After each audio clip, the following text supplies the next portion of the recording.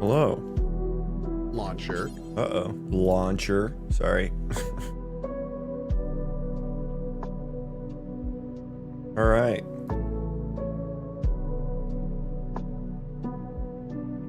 Give me just a few moments here.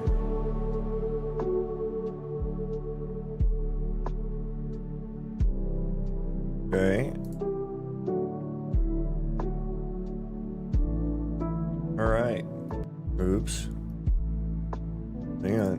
Give me just a few moments here.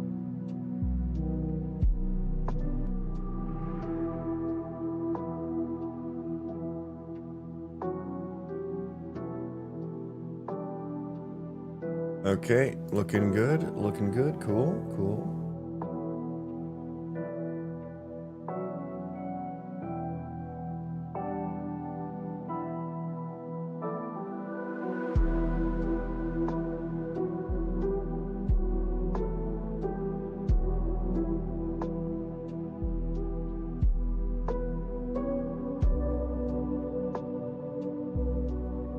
Okay, I'm ready to go.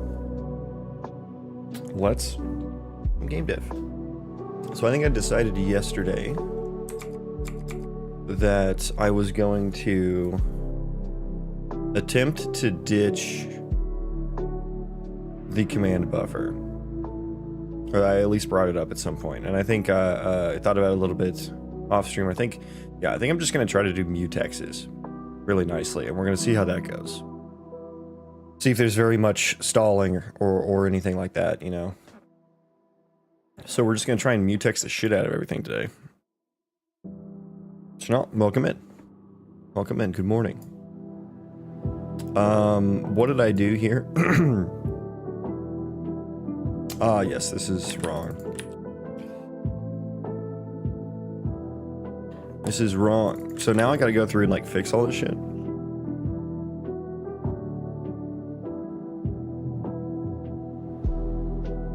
Now we gotta go through and fix all this shit, and we gotta figure out where to put these mutexes and whatnot. So we should probably stop reading from the cache pools as well.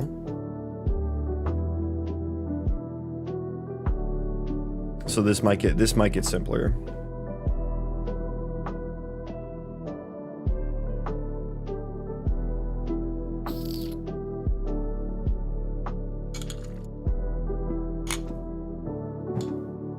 Yeah, it'd be really nice to not have to cache pools and stuff.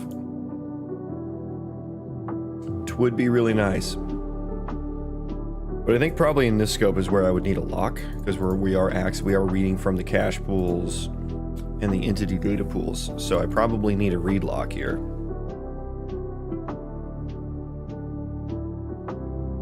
I know nothing about programming, but I'll try and make sense of this. This might be a difficult one. This is not the best starting point.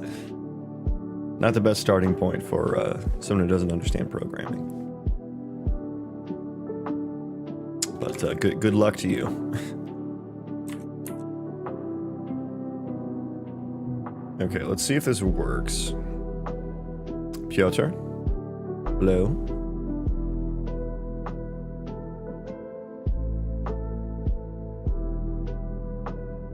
Okay. Let me see.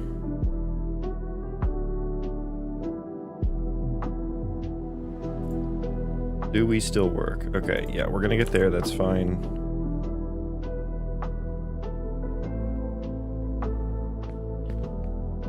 He's moving! That's fine. Now, I guess I need to see if he... Oh, he has gameplay logic! Let's go! Let's fucking go! Now, the attachment processor doesn't work properly, nor does the...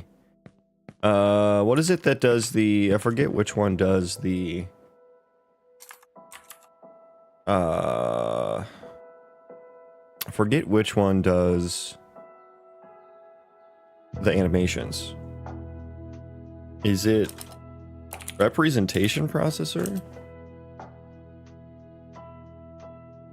No. ISM processor? Yeah. Okay.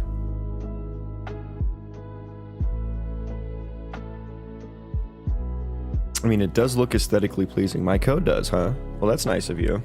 I'm glad someone thinks that. Hopefully we'll get there, but good luck on your game journey. Thank you. And if you're attempting to learn how to program, good luck on your programming journey. Okay, so what are we editing here? The ISM data. Okay, so we need to, let's go through here. Okay. Tinkerado, hello.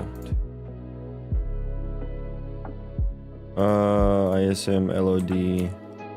I'm feeling like there's a better way to do this. Like, I think maybe just the required data can maybe be inferred. I think there's probably some just, and I don't think there's any, I don't think that's literally only for the frame data cache. That's the only place it's used. Oh yeah, we can get rid of that bad boy for sure. For sure.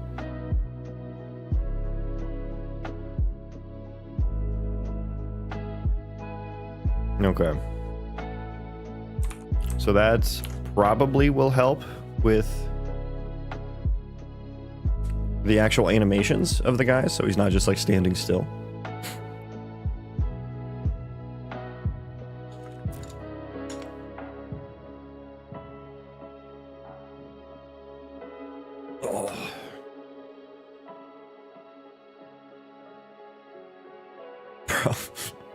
You always mention Half-Life or the fucking engine. And how good well, is it the source engine? That's what it is, right? Oh, he still doesn't have animations. What the frick? Oh, am I still moving? Am I still doing the command buffer? Yeah, let's find usages here. We're gonna get rid of everywhere that is. But it is interesting, you're saying that the Half-Life 2 was supposed to have runtime deformable subdivision terrain. I don't know what you mean by subdivision terrain. Well, that does sound cool. That would have been even more revolutionary for its time. Okay, so nothing is going to be put in the command buffer now.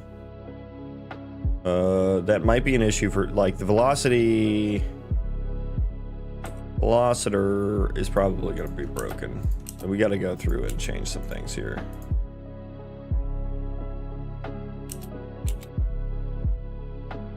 So these both need to be refs, I think.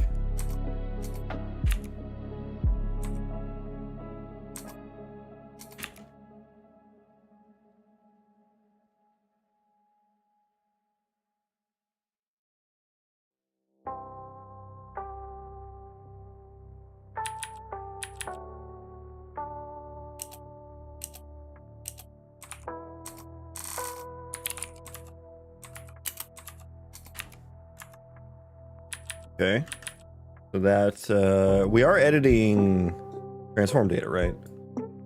Yeah. Now, are we're also editing velocity data dot last update time. Why did I say it like that? Oh, Mart. Hello. What do you got for me, Mart? Hit me. Hit me with some content.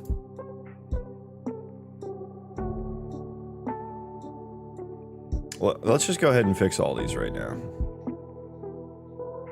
Let's just fix all these right now. Yo, what you making? Making a video game.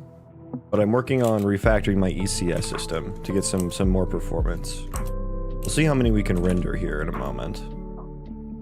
What am I editing here? I don't think I'm actually editing anything here. Yeah, that's not doing any edits in that loop. Attach info, attach data. That is doing an edit as well. So is the we can just let's just change that name. That's not a proper name anymore. Make sure these are correct.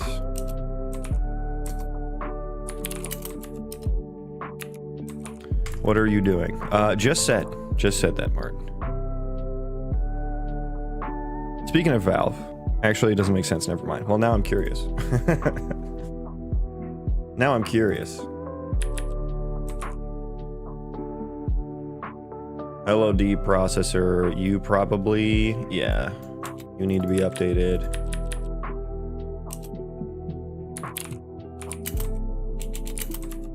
Okay. Okay.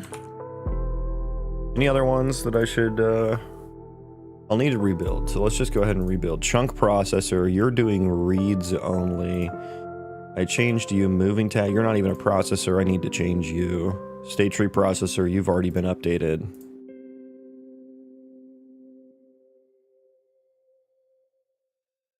For each async on the target processor. Now, that one's still going to be command buffer city. Well, no, because it just, okay, yeah, we're fine. This right here might be an issue. Yeah, the target processor is still an issue, and that's probably going to have, that's where the source of my thread locks are going to be. Hello? Hello?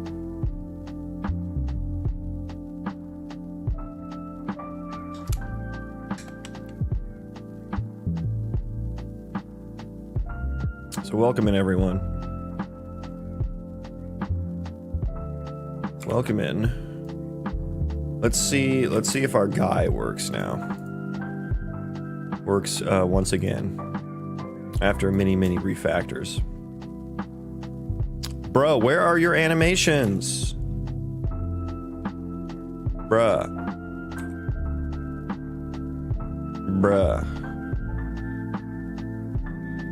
Okay, we're not even getting there. As he doesn't have a valid instance?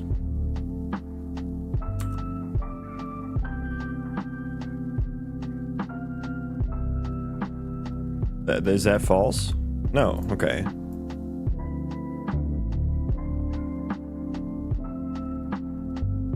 I mean, we should be getting into oh, that was Anna. Yeah, we should be getting into the locomotion part here.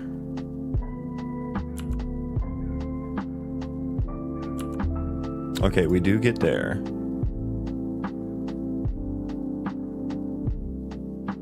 Yeah, so we've gotten here. Movement blend space. Okay, so we're going.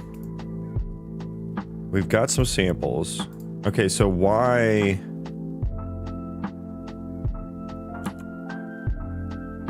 you know? Okay, so we've updated some information here. We have updated some information. You should have. Yeah, you have information here. You have information in your custom data, which should be the animation information, correct?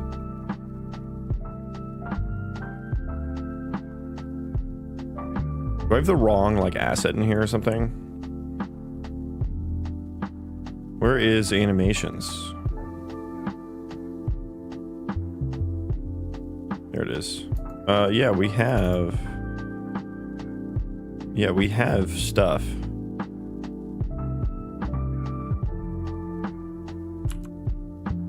Local frame. So we should be animating. We should be animating. And so the only thing that would have changed here is this const cast. But like that should be fine. Spooky but fine. I always feel dirty doing a const cast. Feels like I'm breaking the rules. Like I'm a bad boy.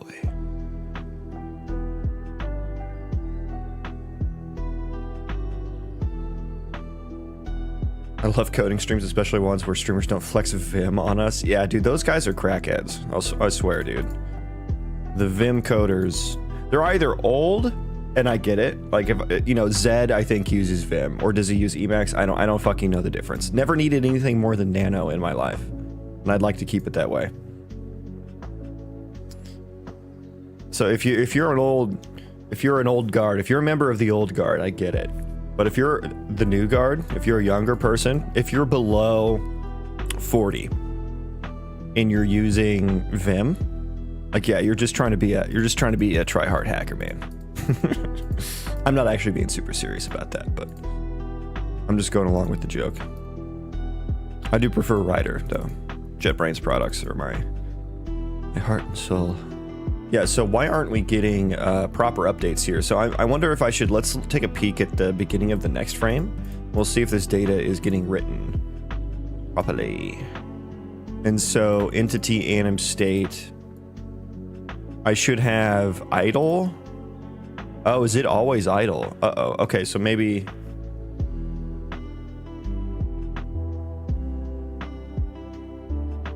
I have never ran the nano command and not had it be installed on whether it's Linux, Windows, whatever.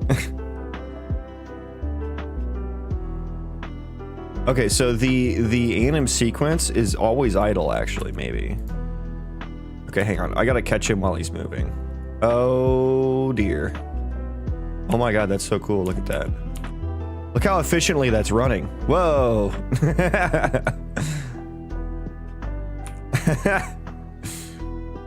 Cool.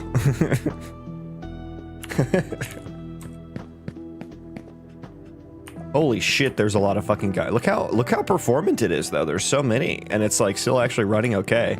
Okay, it's getting a little slow now. It's getting a little slow now. Out of memory for skin cache. Oh boy. Okay, yeah, we're gonna stop that before it gets too crazy. Notepad is the best IDE. Yeah, true. That is true. It is true. Okay, hang on. Okay, so yeah, let's figure out that issue. Why are we like, we're not cleaning up the actors very well, are we? And so that should be under the entity representation processor. And I guess maybe, okay, I need to start moving again, please. Start moving. There we go. Pause. What is your anim sequence here? It is still, so it's not selecting correctly, which means the input velocity. Yeah, input velocity is 0.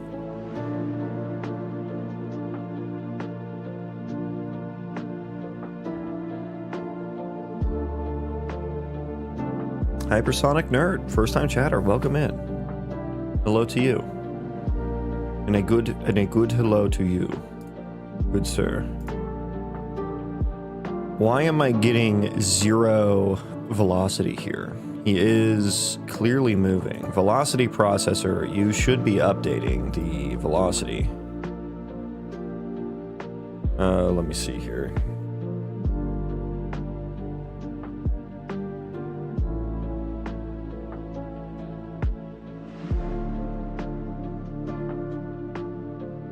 Velocity data, velocity. Velocity data is a ref? Yeah, it is a ref.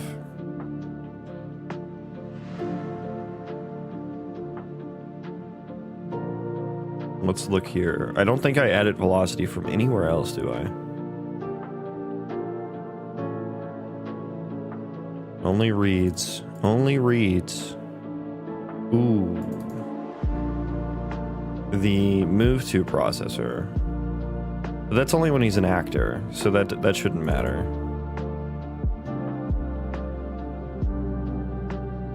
Or when he switches back and forth. I'm looking for new streams to hang around. Well, you're more than welcome to hang around here.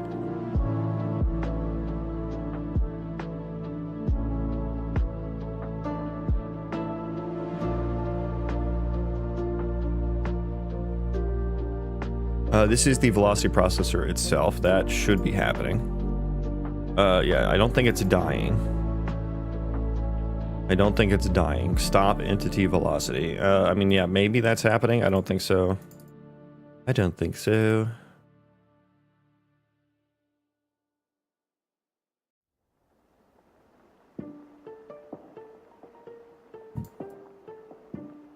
Okay, but let's, I do have that breakpoint here.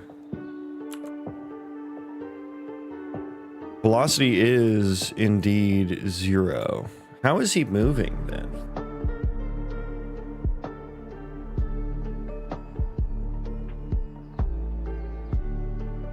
Am I working as a developer, as a full-time job too? Yes, not a game developer though, just a regular boring developer.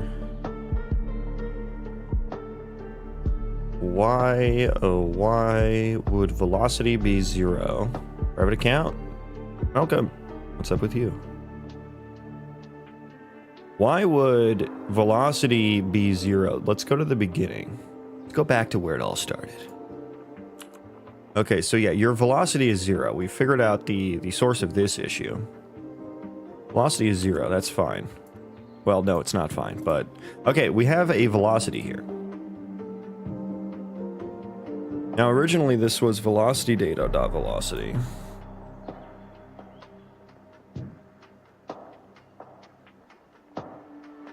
So let me look at velocity data. That is 0.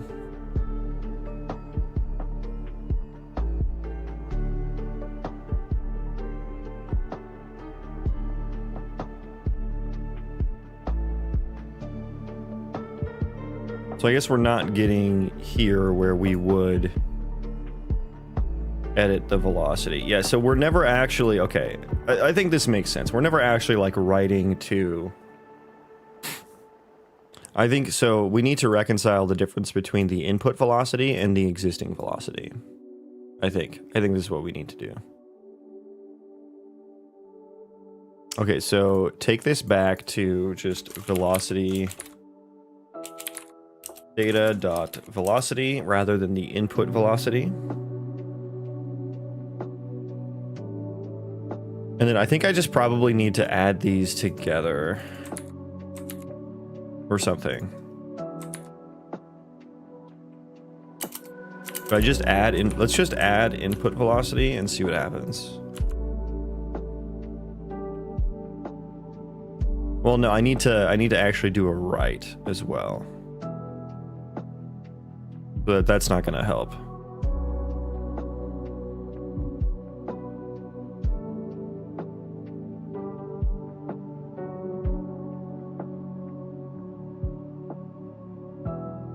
Use it anyway.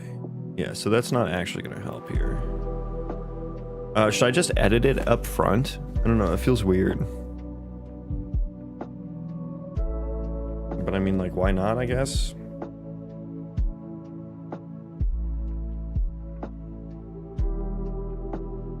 And then do I add the delta seconds input velocity time? I think no.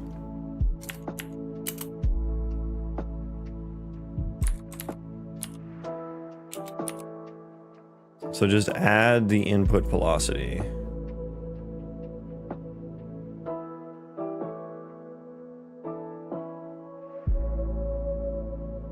Velocity equals, okay, so this is gonna do nothing yet. Well, okay, do that.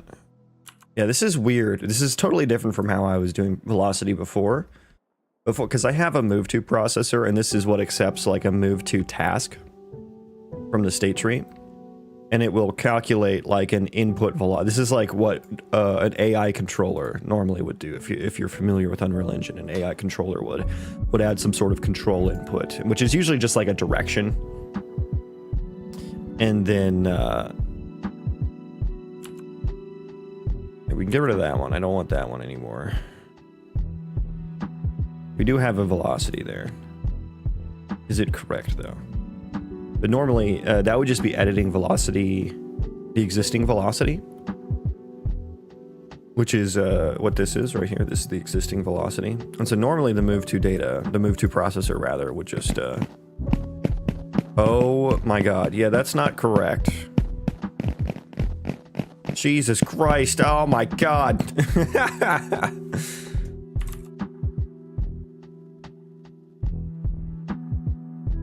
Oh, Jesus. It was doing a very nice, like, how do I say, like a acceleration. Like it was just getting faster and faster. I thought I did like a max somewhere. Yeah, get clamped to max size. So I should probably do that. Am I doing that on, I'm doing that on velocity data.velocity.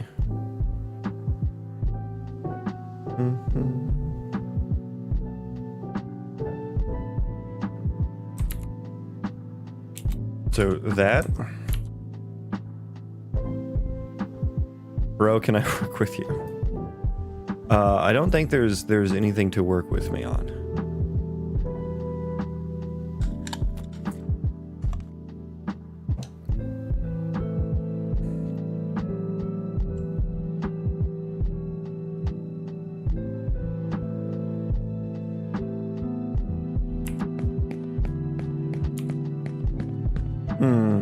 Whoa.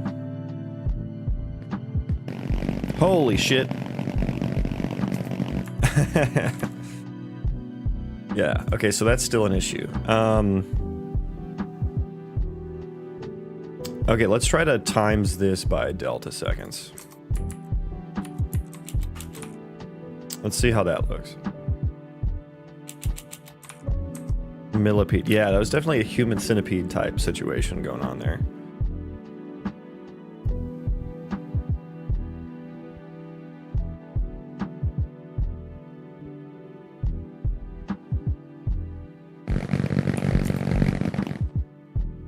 Oh dear.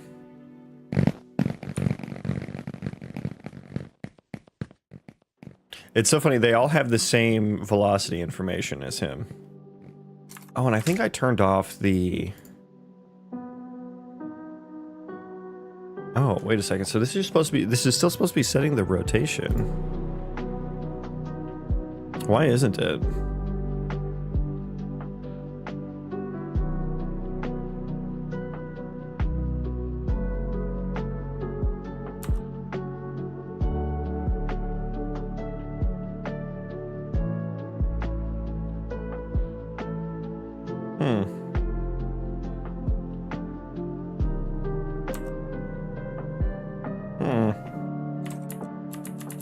What do I want to do about this? Because this is all wrong. Maybe should I just set velocity equal to input velocity?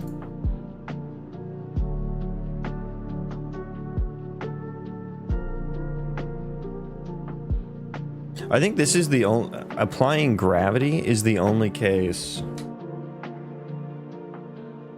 that I need to, like, not do that in. So let's just do this. Although it does feel weird.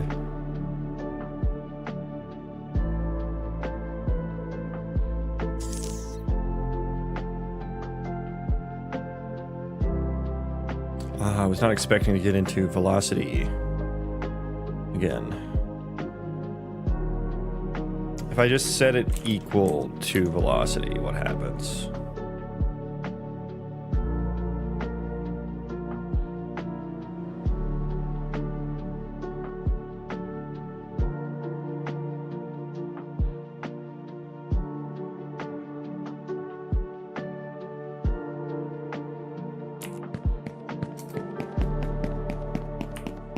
Okay, now he's completely stuck.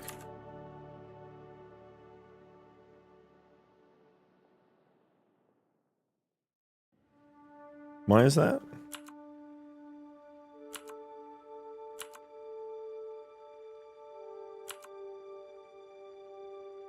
Is he moving? He is. He's moving so slow. Okay, yeah, that's not the move.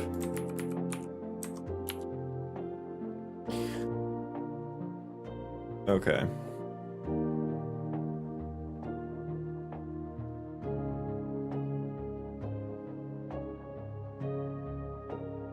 Okay, so first of all, let's take a step away from that.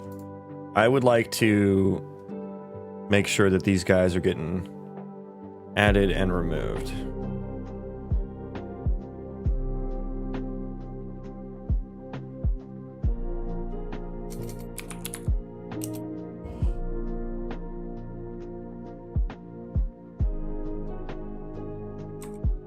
And it seems like the actors are not getting cleaned up.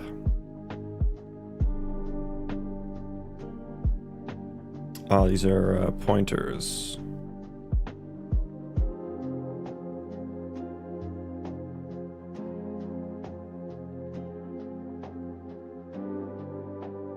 You can be deleted, or at least commented out for now.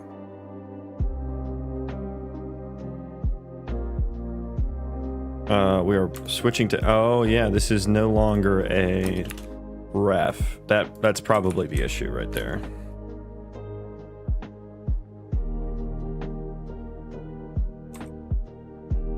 Actor data, yeah, I think that was probably the issue. Switch to actor. There's probably somewhere else that was... Yeah. Okay.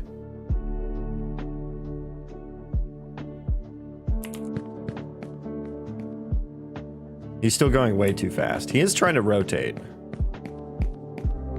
Okay, yeah, we're doing a little bit better here.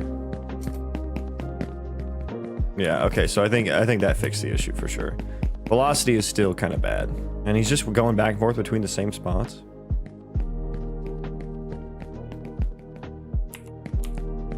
Is he rotating properly? I can't tell.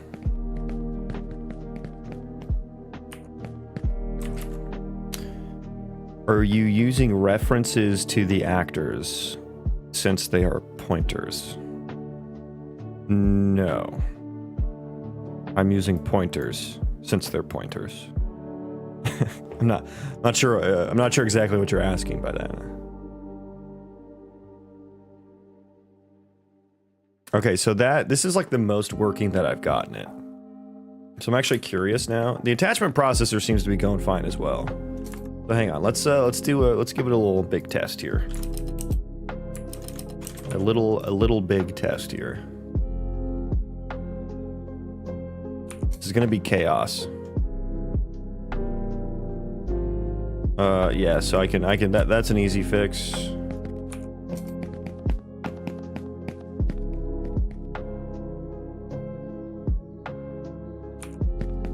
Yeah, there's gonna be the velocities are just gonna be all over the place. Okay, interesting that I'm not getting any threading issues at the moment. No threading issues.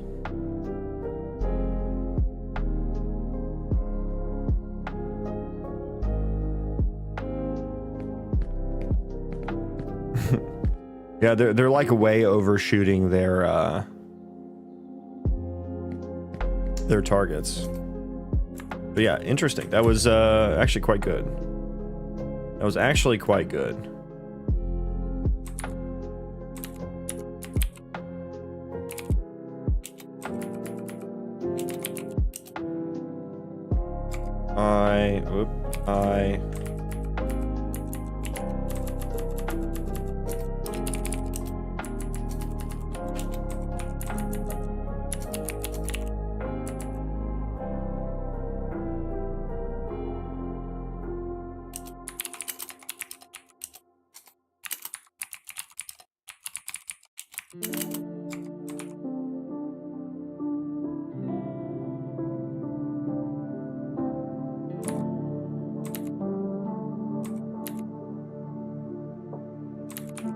Okay, so that should stop that assertion.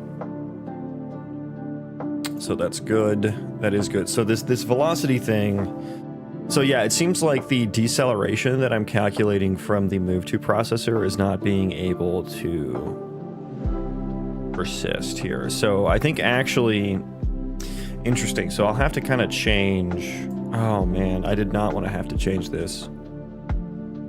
I should, yeah, let's go to floating pawn movement and take a peek there. That's kind of what I modeled that off of. This makes me sad and happy because I wanted to pursue CS. Why does it make you sad? I don't want to make you sad.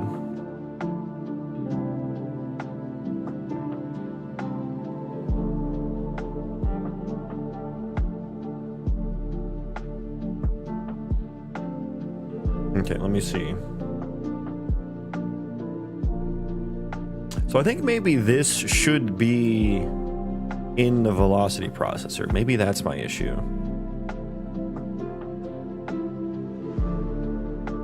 Because I see that there is a velocity, there's a control input to velocity here. Oh, that's what I've copied. That is what I've copied. Look at Gouda. Hey, welcome in. Okay, okay. Where's the control input? I'm not actually seeing it. I have control acceleration.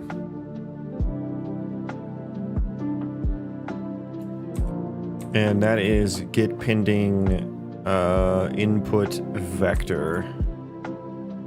Control input vector. Okay. And I think the control input vector is... It's just a direction, if I'm not mistaken.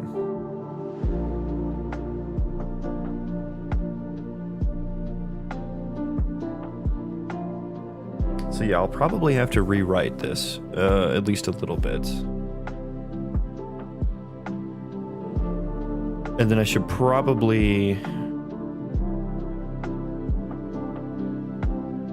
Consume input vector. Okay, and then it what? It like sets it to 0?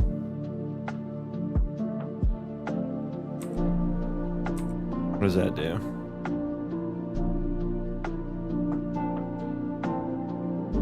Oh yeah, it sets it to 0. Okay, interesting. It sets it to 0. So I should maybe just like kind of assume that it's 0 here. Where do I set input velocity? Is it always there? I guess, yeah, I'm setting it here. Okay, and I'm not like adding or I'm not adding, so I'm setting equal to. But this velocity, I think this velocity needs to be... I should bite the bullet and just do it. This might turn into a velocity stream. Welcome in though, everyone. Good morning. Hang on, let me show the game off. Let me talk about the game rather than just code. I'm working on a video game, an Unreal Engine. It is going to be an RPG Colony Sim Roguelite with procedural destructible terrain and AI-generated quests.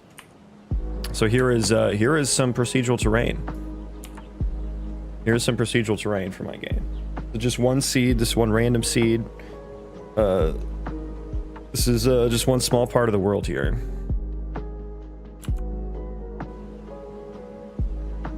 CS is not hard. It doesn't look too impossible, to be honest. I quit fast because of having to do pre-calc early and was unprepared. I knew doing it would end good, but I still did. Yeah, I kind of struggled with the math in CS as well. I ended up dropping out of college, so I don't actually have a college degree or anything. But the math was hard for me. But like the amount of math that I've learned from doing game dev with, like, you know, I was just talking about velocity and shit, right? Like, I learned how to do it. I figured out, you know, the best way that I learn is by having a project that I'm like motivated to work on, rather than just doing busy work in a school setting. So turns out I'm actually okay at math, and I just hated learning it that way. But here's my world. Here's my world map, and I'm only generating a radius of about 4 chunks right now. So I think what we're seeing right now is about this big. So it's a pretty big world. I think it's 15 kilometers. 15 kilometers. And if I zoom out, you can see, like, here's a terrain chunk. There's a terrain chunk, right? And so each one of these colors on the map is like a different biome or like a different zone. And so you could think of something kind of like Valheim or like Minecraft, you know, where each of these is a different zone or something. But what I do differently from something like Minecraft is the zone design themselves.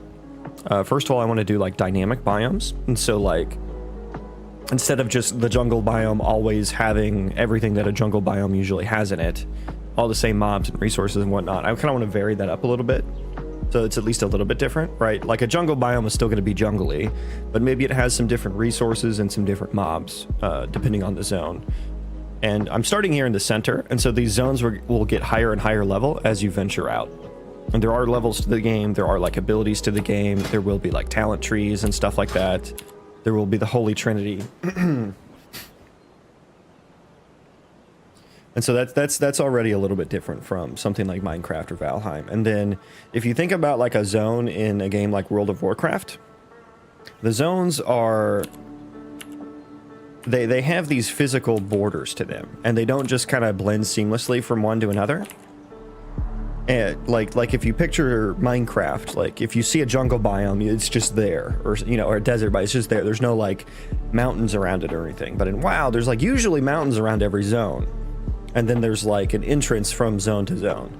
And I actually like that a lot more. And so you can see here, if I just kind of top down look at this, you can see how I generated mountains around each zone. And so this is a zone, this is a zone, this is a zone, and this is a zone. So I created these kind of physical borders between them. And then the white dots on the map are zone entrance chunks. And so that's how you would get from zone to zone. And so you'll notice there's not always a zone entrance chunk to every other zone. And so you'll have to be clever and find other ways from zone to zone. So this is kind of like my meadows biome, the very flat meadowsy type place. And I hope this goes all the way through. Oh no, it doesn't. Okay, well shit, I was gonna show that. I have underground caves too, which was like a giga pain. Especially we're talking about math, you want to do some like hard math and try to do 3D noise and make terrain out of it. It's difficult, but I think it looks fucking sick now. What I was gonna show you was does that one go all the way through? Ooh, that one goes through. Sweet. Okay, let's go over there. Let's go. Oh shit. Okay, hang on. Can I make that jump? Okay, cool.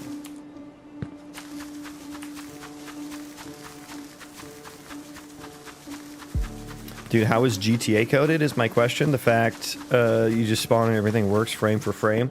I mean, I don't think that GTA is using anything that's like they're not using any techniques other than just like doing a lot of optimization.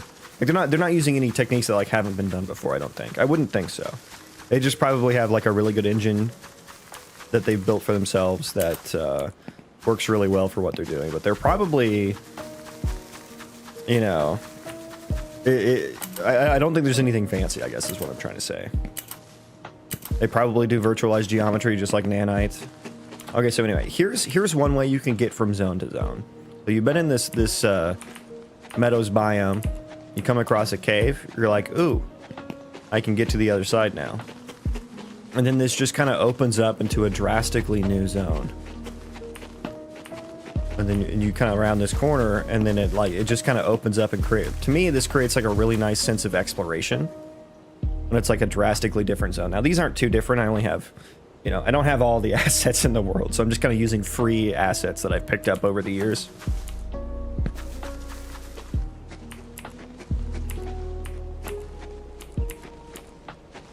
But if you imagine like a WoW zone, like I always use Barrens to Ashenvale as the example. Like when you're a Horde player, you're used to questing and traveling through these zones that are like the Barrens is an African Sahara type zone.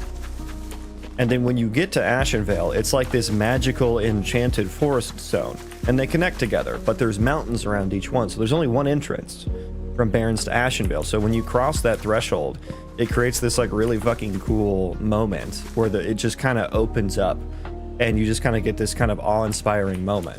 And so that was what I wanted to emulate, right?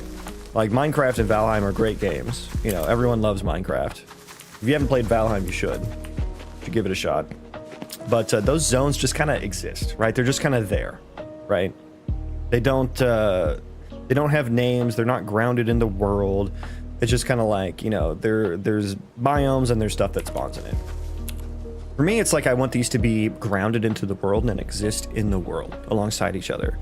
And so if you look at the top of the map here, you'll see as I hover over different zones, the name and stuff changes. Like this is Runestone Gorge, Phantom Mire, Nethergate Pass, Midnight Bloomglade, the Land of the Hydras, Golden Mesa, the Cursed Mire, Goldleaf Forest. And so all of these have names to them. And eventually, I'll, because those are all just like purely random names. I actually generated them with AI. But eventually what I'll do is I'm actually going to tag everything that's spawned into the zones, including what terrain is used. Like this would be super rocky, craggy, spiky terrain, right? And I'll send all that information. Any points of interest in the zone, what spawned in it, what resources are in it, what mobs are in it, I'll pass that to the AI, and the AI will come up with a flavorful name that actually makes sense. Like, I guess I'm in Phantom Mire. This doesn't look like a mire to me. That sounds like that sounds swampy, you know. So that's future work. And then I do have AI generated quests, which maybe I can show. Maybe I can show. In my opinion, the world should be authored by a human in order to be grounded and believable. Yeah, well, I'll see if I can change that opinion of yours. And it's like, authored by a human in what capacity, right? Because it's like, I technically still am setting the rules. I still am setting the rules and everything. I'm just not coming up with the individual names for the zone, right? And for me, I just need to break down the world generation into components. And then I get to decide how each of the components connect together. Right, like for this zone, I would say it's like really high altitude, like really, you know, it's much higher up than the rest of the world. And so you could like come up with like some Highlands type name or something like that. And then I can use that, the flavorful zone name to pass into the AI generated quests, right? Like I can come up with a background for the zone, and I'll just kind of like, I'll probably like template it a little bit, you know? Just to keep the AI on the rails so it doesn't just go fucking wacko. But yeah, that's a little bit about the world generation.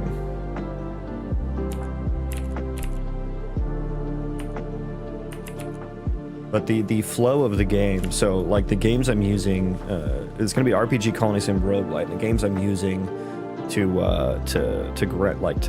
my North Star type games for each of those genres are like Vanilla WoW for class design and combat for the RPG side of things, RimWorld for the Colony Sim side of things, and then like Hades for the roguelite. And so that's, if you can picture what those three games combined together would be, that might be kind of similar to what I'm going for here. I do have a building system and stuff as well. I have this really cool voxel algorithm that I had to write for building like areas because I have underground caves. So you can create these little areas and it will like follow the terrain. Right, so, and this is to make sure you don't accidentally select an underground cave, because this is going to be for like, hey, send your colonists to go chop wood in this area or collect, you know, forage for materials or whatever, you know. So then that's important. You don't want to send your colonist into a cave to get killed or something. But you can send them to go chop wood. I have dynamic tree chopping, so wherever the axe connects is where it edits at runtime. It edits the static mesh at runtime. And then after I chop through, if I actually hit it, my animation for this is really bad. Okay, come on. Show the people what I'm talking about. There we go. So I got 7 wood there. 7 wood. The material underneath that is bad. Ignore that. But there you go. And then I can continue chopping. And there's like, you know, I got more wood. So I got 4 more wood from that. So just a nice little feature there. I haven't seen a game do that yet. Is it going to be a new world generated every time? Yes. Can the player create the world like in Minecraft? Yes, exactly. Precisely. So, like that. For the world generation, yeah, like that. Except the zones are going to have actual like quest lines and lore, each zone will. And it'll have like points of interest with entities in them, NPCs in them that actually have like, they know what zone they're in, right? And they will be talking about the zone and stuff like that. So it'll be like that, but with like NPCs actually grounded into each world. And then you'll also, it's like if you could choose a class when you played Minecraft, right? And if there were levels in Minecraft, I mean, I guess there are enchanting levels, but just for enchanting in Minecraft. But like, I want it to be like Vanilla WoW in terms of combat and class design. I want it to be a little bit more interactive. And I would show a little bit of combat here if I weren't working on the ECS system right now. So it's slightly broken, but like fireball, that doesn't quite work. You know, little bow and arrow, boom. Heal, Frost Nova, you know, so like, I don't want it to be one of those games where it's like just 4 abilities and an ultimate. I don't know why that's like the norm now. That's like super, I know a lot of people think that like looking at something like World of Warcraft, especially like Vanilla WoW, is like intimidating. But I don't know. I look at that and I just see possibilities, and that's the kind of game that I like. And so, like, the flow of the game is going to be you create your character, you'll pick a class. That character will always be that class, and a world will get created for that character. You can't change your class, right? You'll have to create a new character to play a different class. And you create the world. The world will be the same for the whole playthrough. You'll start at level 1. As you level up, every few levels, you will get to pick from a new random ability, right? So, you know, every 2 or 3 levels or something, I'll give you like 3 random abilities for that specific for that class to pick from. You know, like if you pick the mage class, you might have Fireball, Frostbolt, and I don't know, like Arcane Intellect. If I were to relate this back to WoW, and you get to pick one of those. And so as you level up, you're creating this unique build for your character each time. When you die, you start back over at level 1. Same world. World has the same state from when you died. So any Colony Sim things you've done is still going to be there. If you recruited a really good blacksmith colonist last run, he will still be there after when you die and start over at level 1. But you know, I might do a small time skip when you die. So if your colony is not well defended, then he might be dead. But if he's not dead, he'll be there, and he maybe can create better gear for you than you would have had last time. So there's a little bit of roguelite meta progression in the Colony Sim side of things as well. And when you start over level 1, you'll lose all your abilities and stuff like that, so you'll be creating hopefully new builds each time. I hope each class has enough abilities to create really new and unique builds each time, right? And then you have the talents these will be static, these will be the same every run. And you'll have to just pick talents that complement which of the random abilities you've been given. Oh god, I fell. Okay, I guess we're gonna explore a cave now. Do you have leveling on ability like wood chopping, or is the performance based on the axe, or both? Both. I think it'll be both. Yeah, I don't have like those skills in yet, but like that'll be very important for both the player and the Colony Sim side of things. Like there's gonna be wood cutting, there's gonna be construction skills. Like for construction, you actually need to bring the wood you need to bring the resources to the construction site, and then you actually need to spend time building it. It'll take longer than that. That's just for testing. Oh god. Are we good?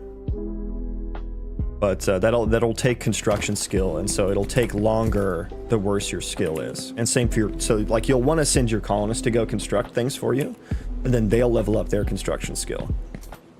So that's very like RimWorld, and the same goes for wood cutting, for like planting and harvesting crops, you know, gathering or foraging, that kind of stuff.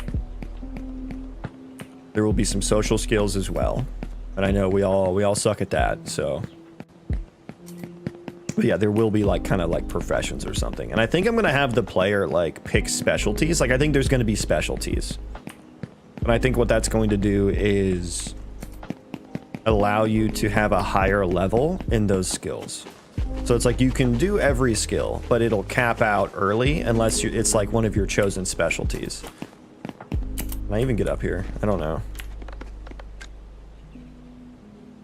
Please, sir. Please.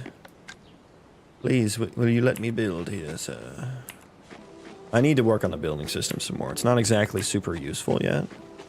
Oh, where was that?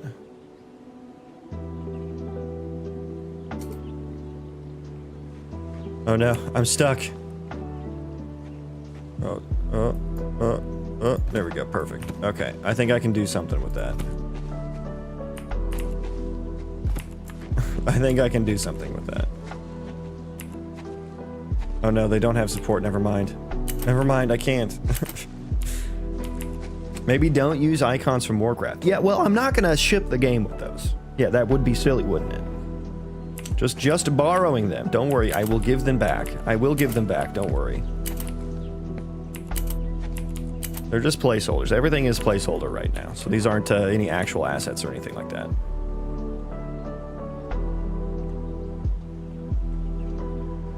Zelda's worlds are so much more interesting than Minecraft, exactly for the reason that they're handcrafted. Same can be said about WoW. Yeah, I don't disagree that handcrafted worlds are more interesting in general than procedural worlds, but I'm looking to push that. And I don't think like one is better than the other. They're just different, right?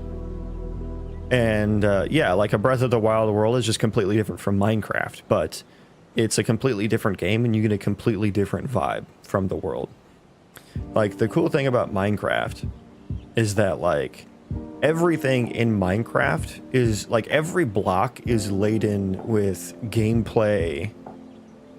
Not like, I don't know, how do I say this? Like, every block means something different in Minecraft, and like, so it's like everything in the world in Minecraft has gameplay meaning to it. You can't say that about, you know, some other games that are handcrafted. Like, sometimes games just kind of put doodads in the world that do nothing other than look nice, you know? Not in Minecraft, not in procedural worlds usually. And so it's just different, and they have different usages. And I think if you try to treat your procedural terrain as the content, or procedural anything as the content, I think you end up having a bad time. But if you just treat it like a backdrop to the actual content, then I think it can be used very well, right? Like, RimWorld has some procedural terrain as well, but it's just there to facilitate the story generation, to facilitate the colony sim and stuff.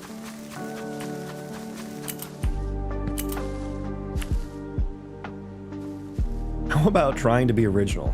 Okay, yeah, tell me another game that has done RPG Colony Sim Roguelite combo. Is that not original enough for you?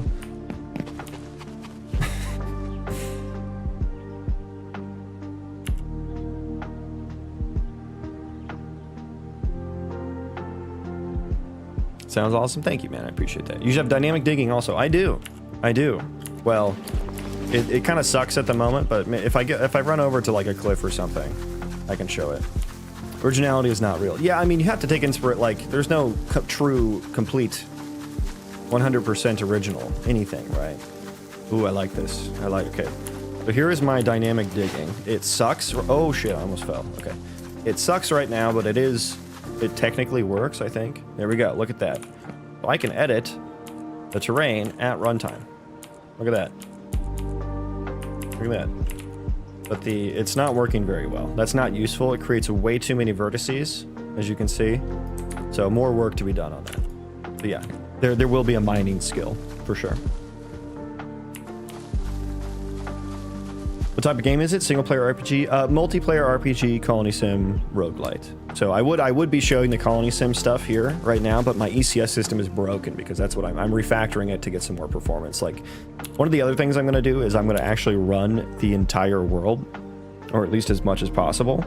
And so I'm not going to do that kind of sphere of influence type tricks that other games do where they turn off entities that are too far away. What I want is, like, if you build a colony right here, and then you run all the way over here, which is really fucking far away, actually, I want your colony to still be running, right? If you sent guys out to the forest to go chop trees, they have to run over there. They have to chop the tree, and they have to bring the tree back. That still happens whether you're there or not, and it happens in the same way. Because of the way I wrote the ECS system, and because of the way I've written the terrain. Because, like, there's a lot of technical challenges that happen when you do something like that, especially with procedural terrain. Like, I cannot have the terrain meshes built at all times. That is too much memory. But what I can do is I can store the raw data for it, like so. And so what we're looking at, the shaded part is the nav mesh. Outside of this just hasn't been generated yet. But we're looking at the nav mesh takes in this raw vertex triangle data, and it knows what the terrain should be there. So, given that the nav mesh is here, I can still move entities around on here. Now, the entities aren't actors. They're not actual meshes when they're this far away either. They're not meshes or anything when they're not on screen. They're just bits of data, right? So I'm just moving the data around and performing the operations. And the PCG, which is what spawns, PCG is a system in Unreal Engine for procedural content generation. It's what spawns all these, like, trees and stuff. And so I have to keep these in because I need the entities to move around the trees, right? But the way PCG knows is because I take that raw vertex triangle data from the terrain and I store it in a spatial data structure, like a bounding volume hierarchy. This is how collision usually works under the hood, but that allows you to just really efficiently run collision checks. That's how collision works under the hood. Now, there is no collision here. There's no mesh here. It's not just invisible. It is literally deleted. And all I have is the raw data that I wrote my own PCG node to query through that data, sample points on this data as if it were a mesh. And I can do so really efficiently because of how I'm storing the data in a spatial data structure. So yeah, when you send a colonist out to the forest to go chop wood, if there's a wolf or a bandit there, they're going to get fucking attacked, whether you're there or not. So I'm hoping that that makes the world feel like really alive and really dangerous. And I'll have to, there will be some game design considerations to be made where, you know, I don't want the player to feel like they can never leave their colony, you know, because that would be bad. Like, I want them to be able to leave. I want them to be able to interact with it at their leisure. But at the same time, I want consequences for your actions. And I think running the full simulation everywhere at all times is a good way to do that.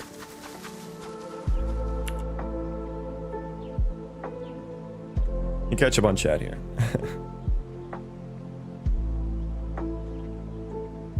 Are you procedurally generating that area now or loading it? Yeah, this is all procedurally generated at runtime.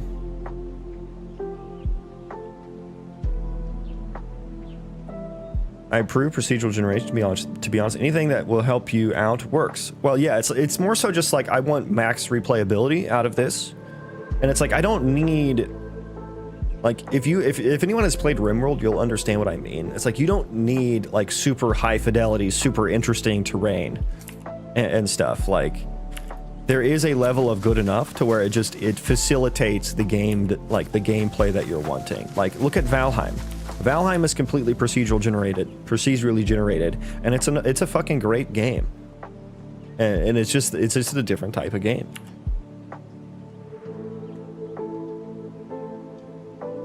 Working on it more will give it more depth, but please let us play this game one day. Of course, I mean, don't hold your breath, as I always say. Ask me again in 5 years. But there's a lot to be done. Like, there's no actual gameplay loop yet. Like, there's nothing really.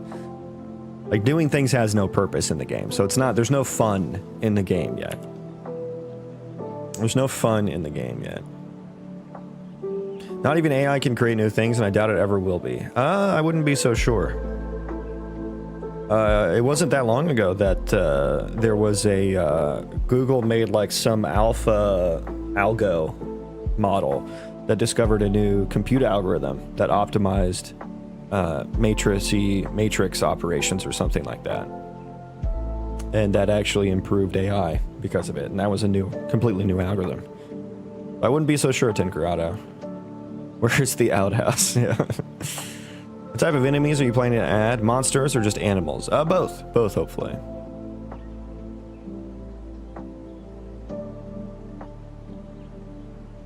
If you can control the data and keep it alive when you're far away, it's going to feel so much more alive. Yeah, I hope that that's true. It's a really large world.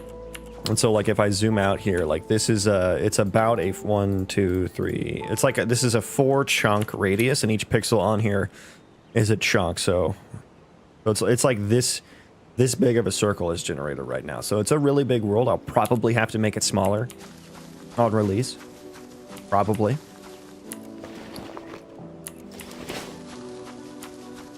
But I'll probably, another system that I think I need to write is like a simulation invoker. Like, I need entity, like, sleep settings, basically. And sleep as in, like, they're not running. Because there's just, like, certain, like, if there's just a wolf in the forest just kind of wandering around and he doesn't, like, you know, there's no important entities near him, he doesn't need to be running, and I'm wasting compute on him just doing an idle wander in a circle or some shit, you know what I mean? So I need some sort of, like, entity invoker settings. The player will, of course, be one. I think colonists will be entity invokers. So I need some settings for that, and I think that will allow me to... I'll probably need terrain invoker settings as well. Like, I'll need to, like, I don't need to run these ocean... I don't need to store the data for these ocean terrain chunks that are just out here in the blackness, right? So there's more optimizations to be had. Much more. 618 goes seed 619. Oh, see, this is the ocean that I'm talking about. I don't need these right now. I think I'll probably have like a whole ass expansion or something to like fill the ocean, kind of like, you know, Minecraft did that, where they had like an ocean update. It actually made oceans interesting. Oh, this is a boring ass fucking seed. That's a boring ass fucking seed right there.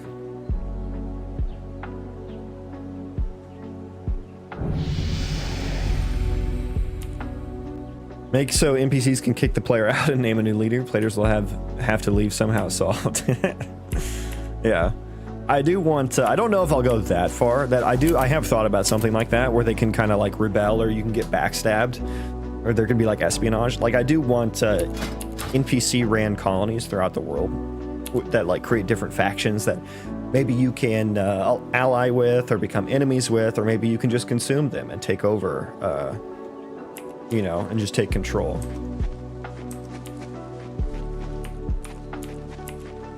Sandbox games are better when procedural. For example, Valheim is better IMO than Enshrouded because it's procedural. Preach, brother. Pete, preach. Yeah, I've Enshrouded, like, I actually talked to the dev in someone, I forget who I was watching, but the dev was watching an Enshrouded stream, and I talked to him for that stream, and he made his own engine for that game, which is impressive. But like, yeah, Enshrouded didn't really hit for me, but it's like I watch it and I enjoy watching people play it. It looks fun. But when I play it, I don't know, it doesn't hit for me. And yeah, I think it's because, I think that's one part of it. Foodalux is that it's not procedural. And I think that there are some specific things. I think there are some specific gameplay decisions they made in Enshrouded that make it feel a little shallow to me. First of all, your base, like, doesn't really matter. Beyond, you need a roof and a fire for comfort or something like that. The NPCs are literally just buildings that you place. Like, they don't walk around, they're not alive. Your base doesn't get attacked. And I think that's big for me. I need my base to feel like it's a part of the world. I need to feel like there's a reason for me to build it up and like invest in it. And in Enshrouded, there's no reason to invest in making it look nice and making it really cool other than just like your own volition, which is okay. And in Minecraft, it's the same way. But in Minecraft, I don't know, it feels a lot better in Minecraft than in Enshrouded for some reason. I can't quite put my finger on it. But another thing they did in Enshrouded was like they have the deformable terrain, but it resets like every night. And the only deformable terrain that sticks around is the terrain within the radius of your base, within the base area or whatever.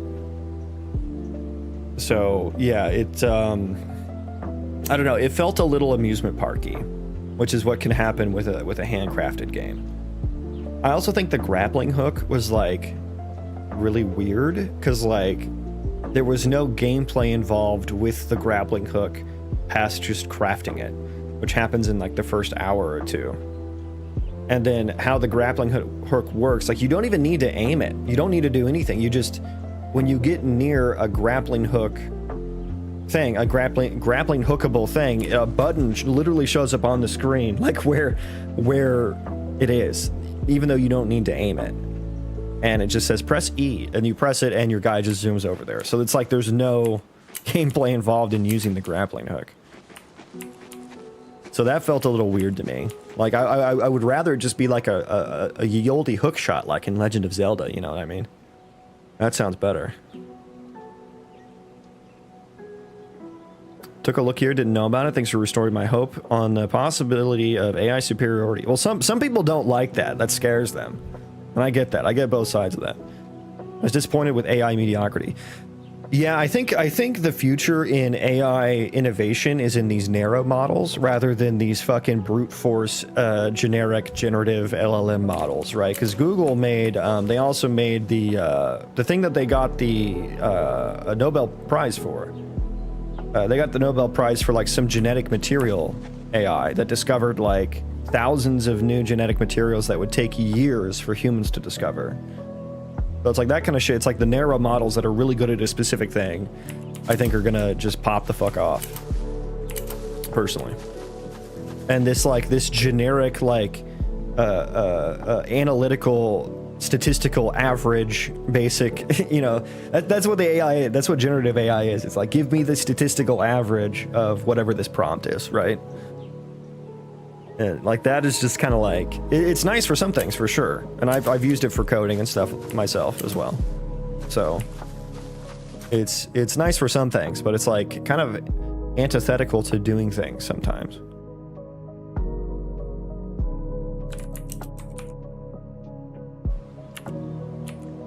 I only played Enshrouded for like 2 hours, but once I realized it's not procedural, I kind of lost interest. Yeah, I always hope things are procedural.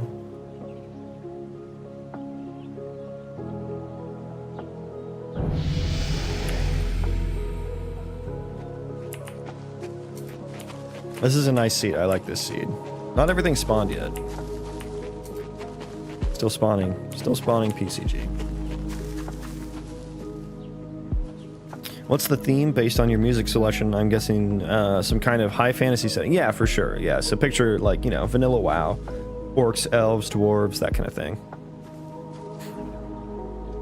I expected the grappling hook to be usable everywhere. Yeah, or at least having to aim it on something, right? At the very least.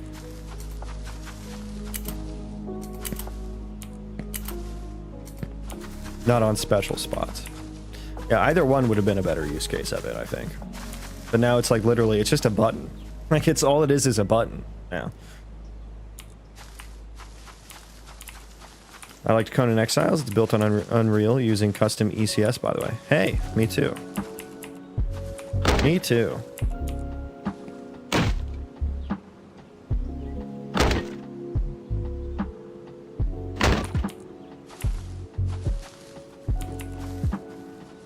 It's gonna bonk me.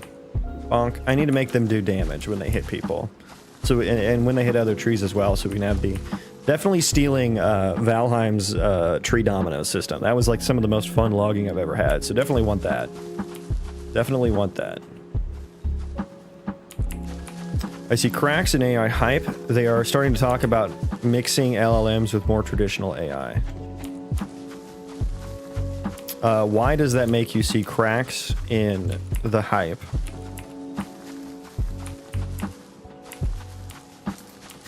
I'm not disagreeing with either thing, but like, I don't think those two things necessarily lean into each other. Just because they're talking about mixing it with other things doesn't mean that the... If anything, the hype is dead because of scaling is becoming more difficult, it seems. You know, the release of GPT-5, everyone thinks that the plateau is here. LLM hype to be specific. Yeah, I mean, I understood what you meant by that, but I don't think mixing LLMs with more traditional AI is, I don't think that means hype is dead. I think there are other reasons that hype is dead, though. Or dying, rather. Not dead. And, like, I mean, I think most people who thought about it more than a bit would realize that, like, yeah, the people hyping AI have a financial interest to do so.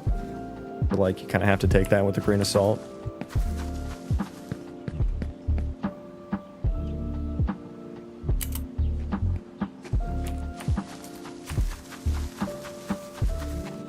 You said, I see cracks in AI hype. And yeah, which is why I corrected myself saying dead to dying.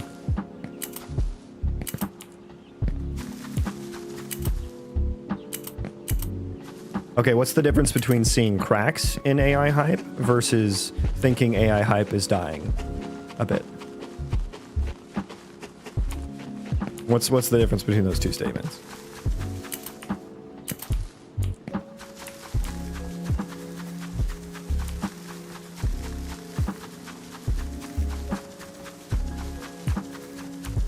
Because to me, those are the same, which is why I use them interchangeably.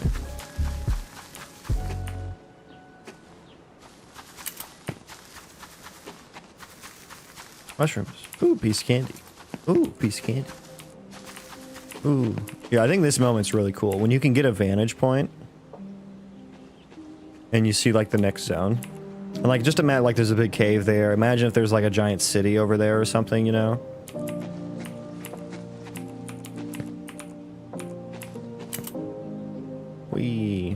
Okay, but let's get back to work here. I've been procrastinating a bit. Bobrin, welcome in, my dude. Curious to me how fast people get used to tech like AI and expect more progress. A few years ago, no one could even ask AI a question. Yeah, it's been really fast. What was it, like 3 years ago that GPT 3.5 I don't see cracks in hype the same as hype dying. Okay, but both of them mean that hype is lower than it used to be, right? That's why I was using them interchangeably. Both mean that it is lower than it previously was. Maybe one is more drastic than the other. To me, it's just a different way to say the same thing. But yeah, I don't disagree that the hype is lowering. We'll say. I don't think that your reason that you stated though is the cause of that. I think the reason that you stated is just a source of innovation, actually.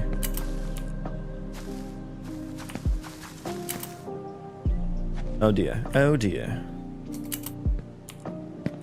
And it is for some people after GPT-5 release. Yeah, that's the reason I pointed out earlier. I said that the release of GPT-5 made the hype die for some people because of scaling, how it was scaling.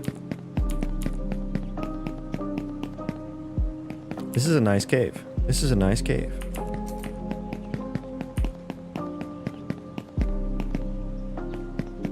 Yeah, nothing exciting in the caves yet. Eventually we'll have some ore spawn down here. But to do so, that means I need to get to work. Because I need to actually make progress. I need to actually make progress on things. Go away. What the hell was I working on before I got sidetracked?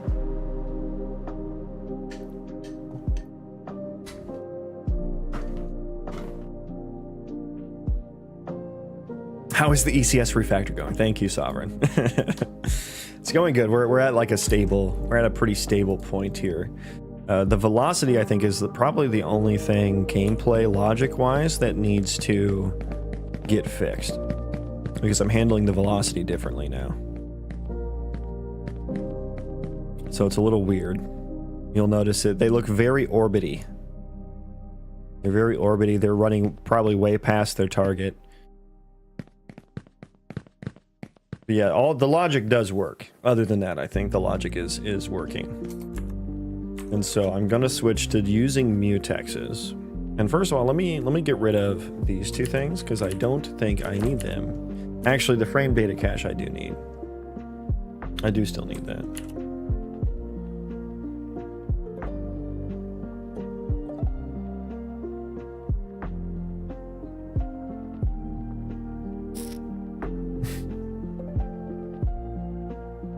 Sorry, hang on, emails.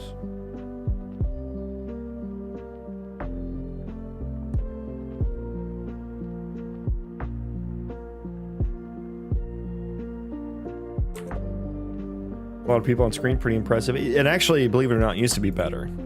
So we can actually get more. That was only 2,000.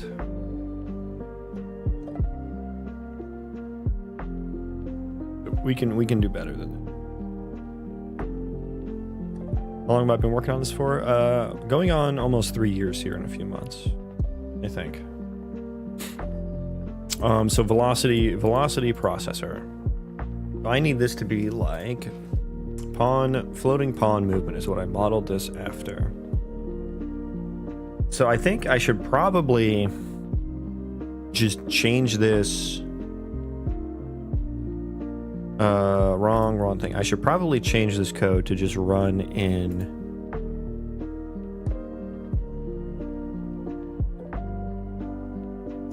control input is get direction.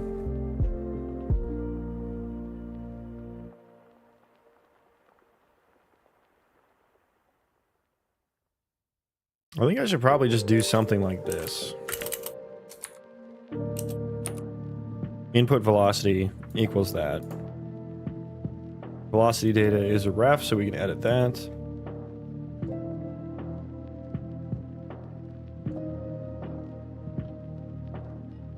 We'll do this. Oh no, that's clamped to 1 to just get the raw direction. Okay, so hang on.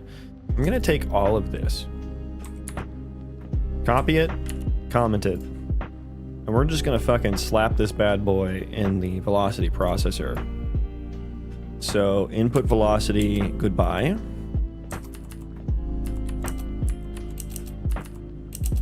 Create some space to work in. I think probably slap that in there.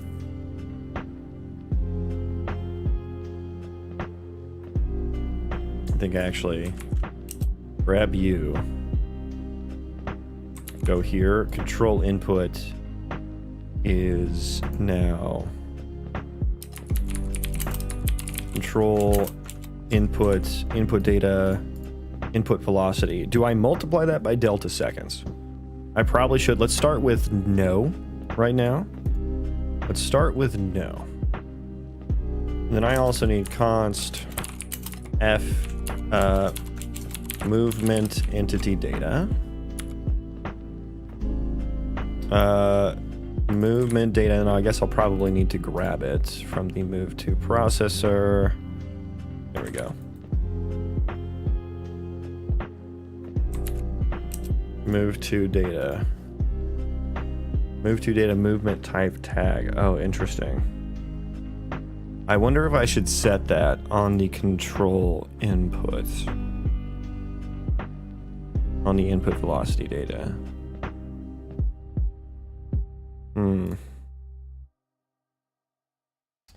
This movement info feels like the kind of thing that shouldn't be in the velocity processor. Like this should be all figured out.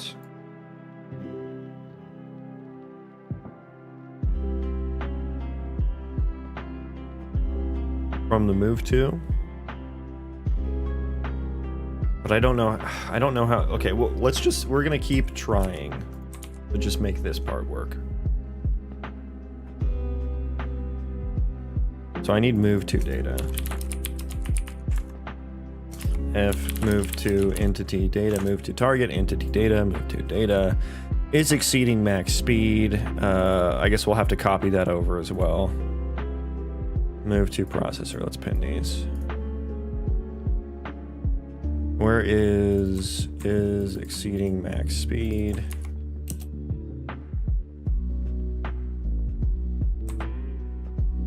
That is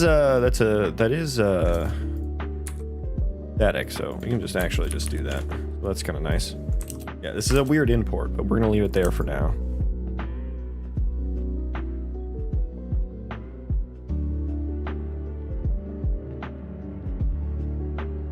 If you're talking about what I said, I wasn't talking about it feeling stuck, but about it not being what I fantasized about. What I fantasized it being back when I had the first contact with it. I think I get what you're saying. Is exceeding max speed. Okay, we do that again here.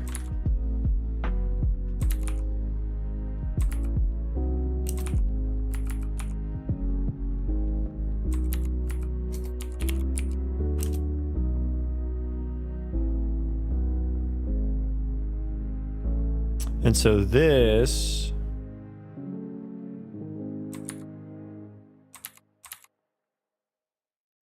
and this velocity, or we just don't set. Okay, let's see how that works. I guess where is the boo-boos still? Delta time, that should be delta seconds.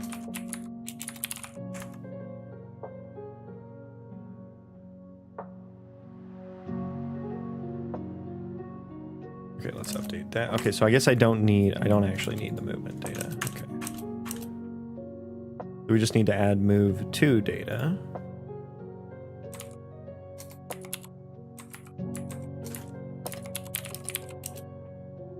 Which is weird, and I think I want to change that, but is what it is for now. Just trying to see if it works.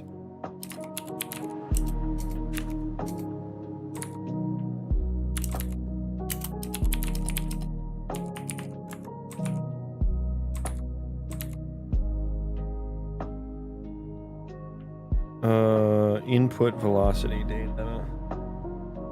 Okay. Let's change that.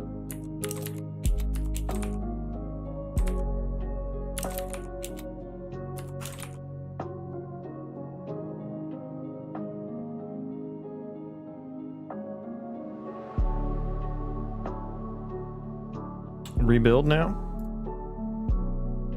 Yeah, I think that compiles. Everything's probably going to be pretty drastically broken, though. Do you talk out your actions for the stream, or is that something you do whenever you're developing your game? Oh yeah, that's just for the stream. I don't talk out... Well, I do talk out loud sometimes, but... I don't talk out loud this much when I'm normally developing, no. It does help sometimes, actually. It does help.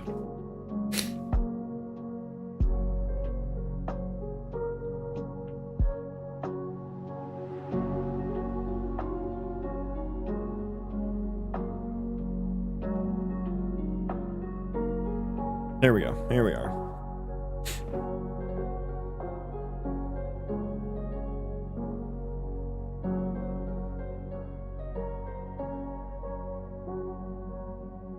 You know how happy I would be if this just works perfectly the first time? Oh, I would be so happy.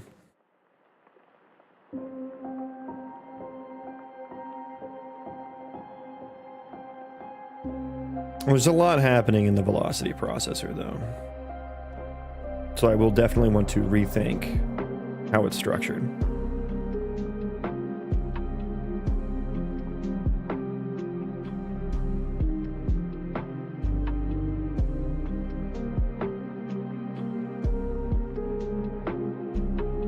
Okay, close. Bro, it takes so long to open. I have 2 tabs that it's trying to open right now, and sometimes it just takes so fucking long. Like, I don't know why. Okay, so let's just go to one entity for testy tests here.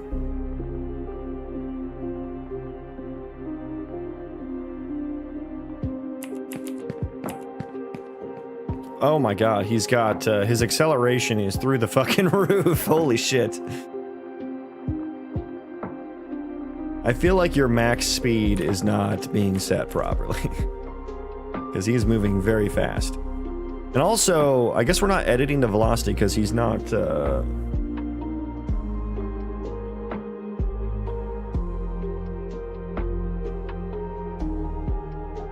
he's not animating.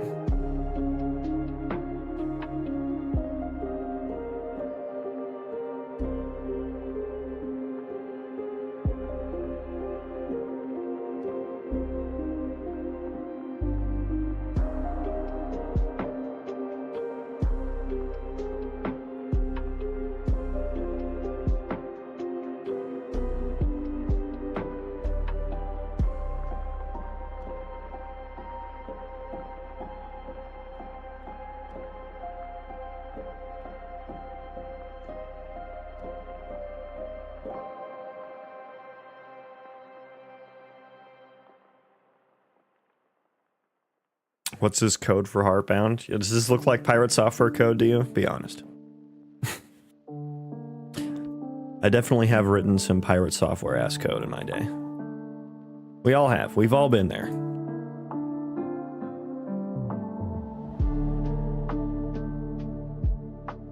Okay, yeah, so why... Okay, let's go to the bottom of this. Well, I guess no. I guess let's go here. So we should be setting this, right? What is velocity here? Yeah, we have velocity. It is being set. So why aren't you animating? Jesus Christ. It's so ridiculously fucking fast. Hang on, let me pause it when he's moving. Okay, Jesus Christ.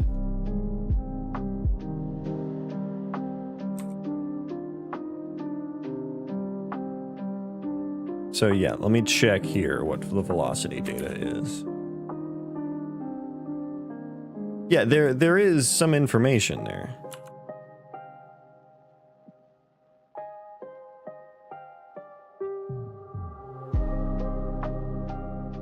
Why are we acting like there's not?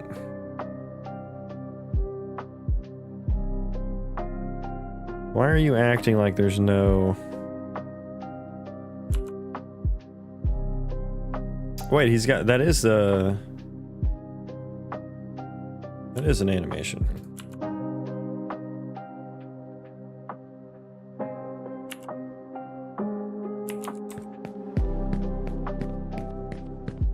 Jesus Christ.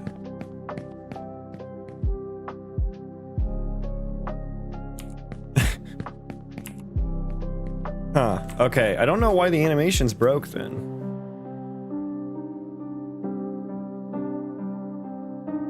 Still waiting on LLM trained specifically for Unreal Engine source code. Yeah, that would be cool. That would be pretty cool. Especially because it's like, the thing is like, it's just changing all the time, so they'd have to like retrain it every version. You know what I mean? I feel like that would be kind of difficult. Yeah, I would like that as well.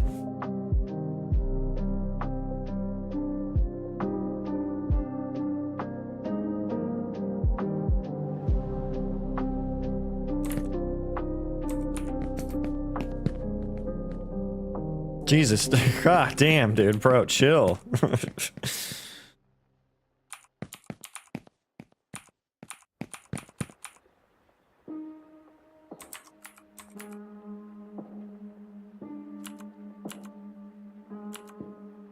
Just send all the source code as context every time. Yeah, you'd be able to get away with a good amount of it in Gemini with the million context window. But I think probably...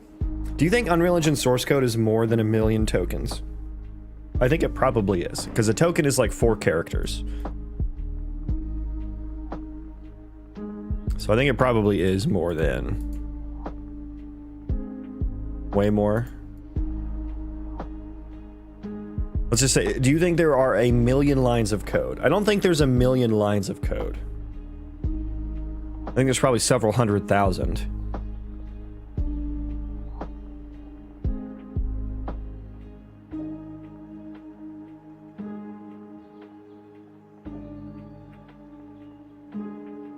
Yeah, so why did this change? What happened here? I'm setting the velocity. Velocity is now just like so fucking fast. So fucking fast. Let's go here. Speed, what is velocity now? 0. Yeah, so can I get... I need to like pause while he's moving again. Okay.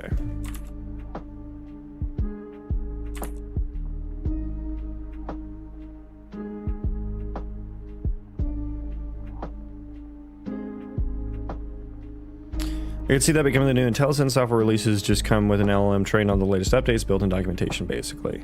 Yeah, I mean, that is what the autocompletes are, right? That is like the most helpful... To me, that's the most helpful AI is for coding. Is like the autocompletes. It was over 11 million lines. Okay, that's way more than I would have thought. Maybe I don't have... maybe I don't have a good perspective on lines of code in a code base.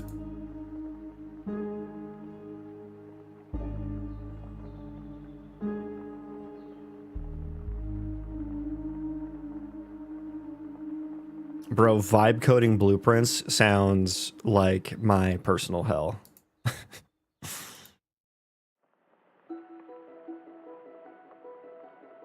What am I doing here? What is happening to this velocity? So we're getting it clamped to a max size.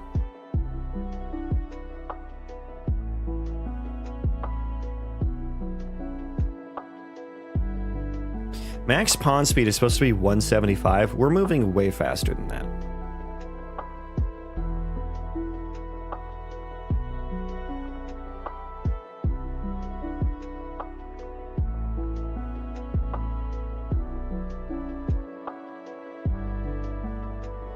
Maybe, yeah, let's take control input and multiply by get delta seconds. Let's just see what happens here.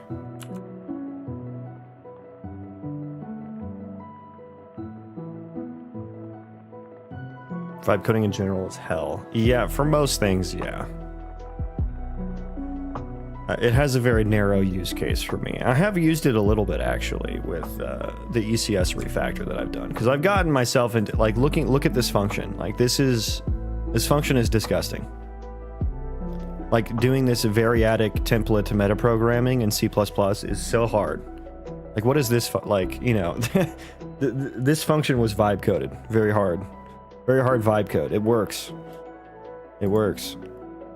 I did have to do. It's not like I one-shot this by any means, though. Like, what is this? What is this fucking syntax? I mean, like, I know what it is. I'm just saying it looks gross. It looks gross. Gross.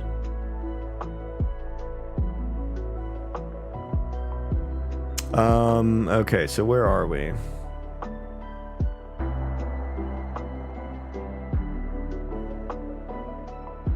Max pawn speed, max speed, speed percent. Move direction. What do I need to do here? Let's just breakpoint and watch. Okay, that's pretty slow. And he's still not animating.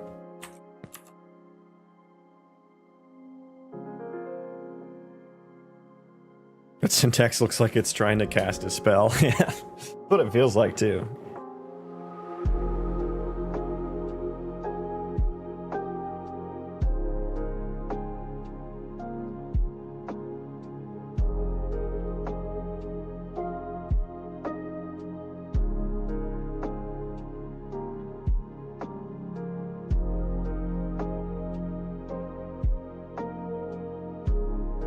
Dampen velocity magnitude based on deceleration. So that shouldn't be happening.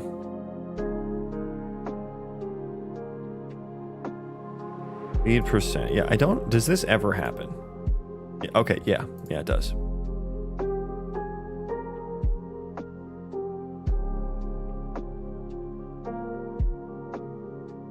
I mean, it probably should. If control input is 0, then we shouldn't be doing anything, really. If control input and velocity are 0, because control input should be like subtracting from 0. Okay, let's multiply this by velocity data delta seconds and see what happens. I'm just like kind of shooting in the dark right now.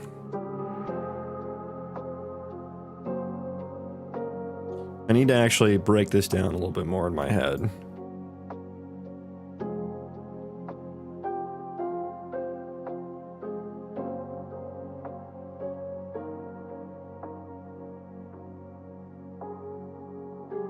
Yeah, we shouldn't be getting to the other assignments, because that's only when we're falling. That's the gravity application, or when we hit the ground.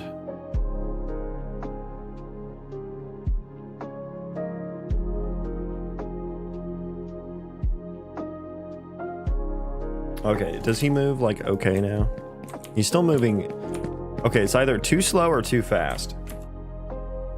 Let me look back here and also pull up floating pawn movement. So before we were taking the control input, which always starts as 0.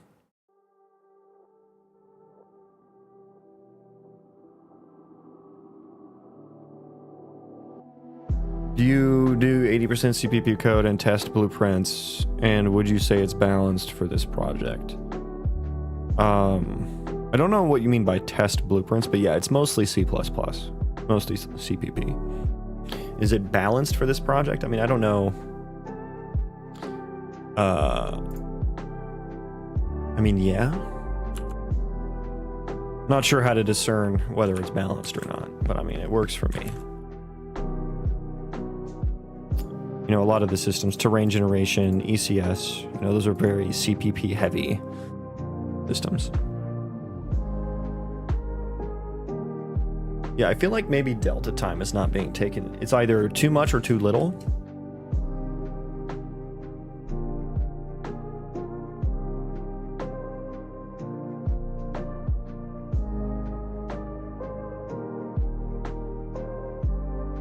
Now, is the delta time on here ever? Updated. Oh, it is, yeah. But I mean, they should be basically the same. The two deltas should be basically the same because they're both running every frame. Is it majority CPP and rest of it is BP? Yeah. Yeah, probably 70-80% C++, probably.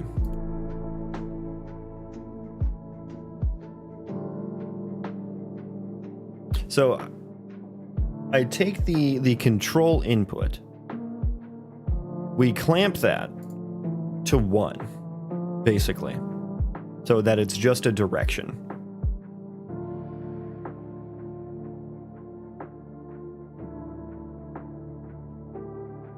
And then the speed percent, which is, this is coming from,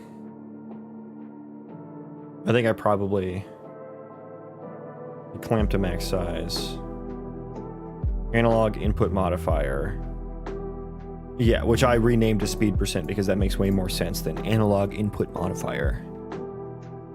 Is exceeding max speed. I created my own version of that.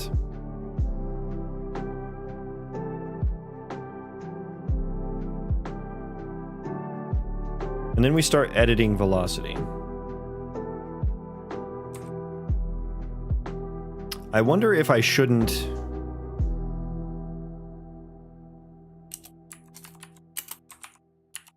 Let's not apply delta time to... I think maybe don't apply delta time to input velocity, because we're clamping it anyway. We're clamping it to 1 anyway. So let's not apply delta time to the control input either. Do they do that? Get pending input vector. I mean, I think that's probably already whenever they set that member. Well, they add world acceleration. That's just clearing it. So yeah, whatever add movement inputs. Okay.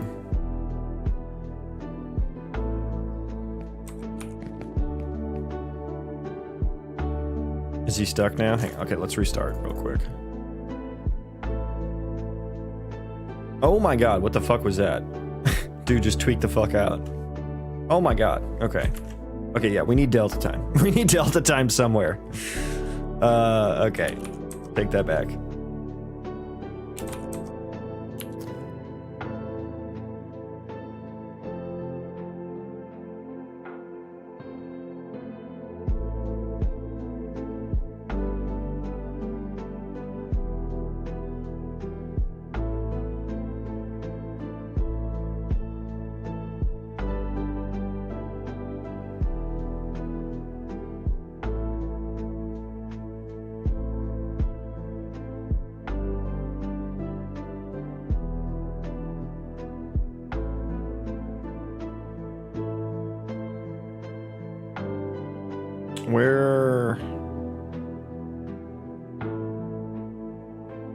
Hang on.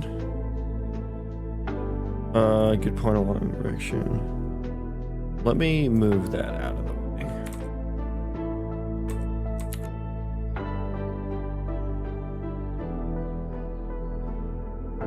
New max speed is exceeding max speed. Velocity.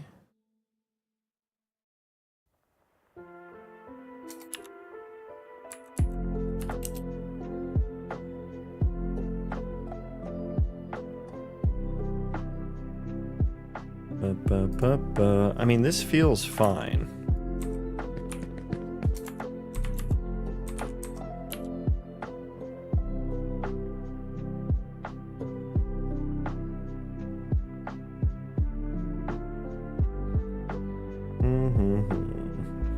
Maybe I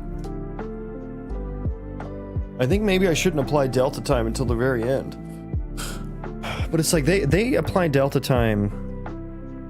Where is it? Right here.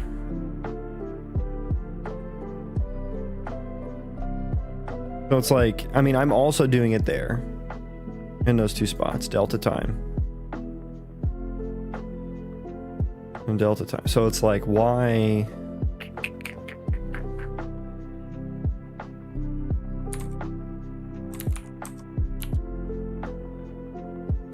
And when I didn't apply delta time, he freaked the absolute fuck out. Maybe delta time on control input, but not on velocity.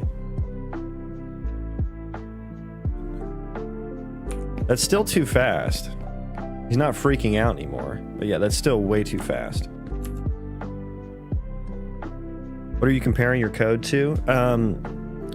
I'm half comparing my code to the old setup that I have, which is like in the move to processor, but like all of this is based off of the floating pawn movement velocity. I'm using that as like my, that was my that bingo, we nailed it. That's it right there. Actually, that is it. That's it actually.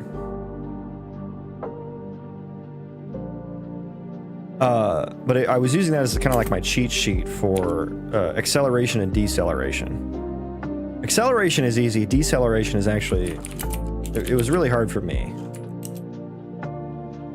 Okay, hang on. Let's change this to running now.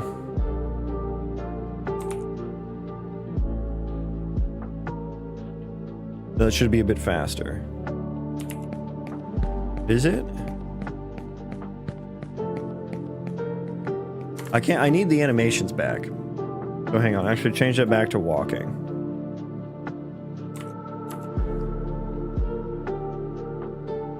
Okay, this is feeling nice.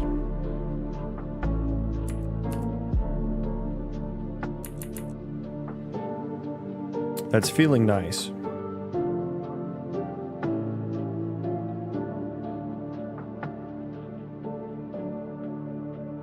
This feels wrong.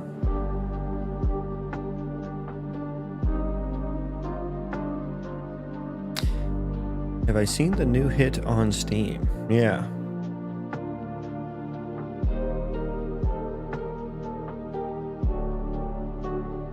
Okay, so why am I not getting the animus correct? Okay, let's we'll start this again. I need to pause while he's mid-movement. You know, I'm gonna be so upset if I look that up and it's your game. That's gonna be upsetting.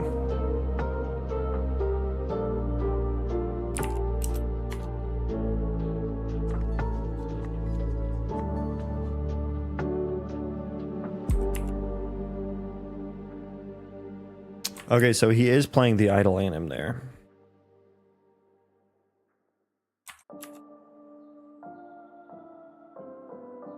What is velocity?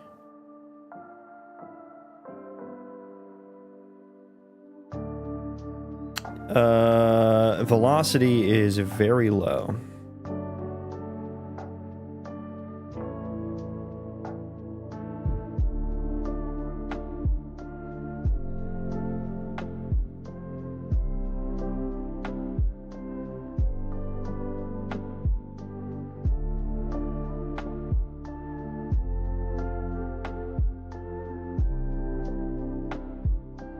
Speed is 1.475. Yeah, that's not...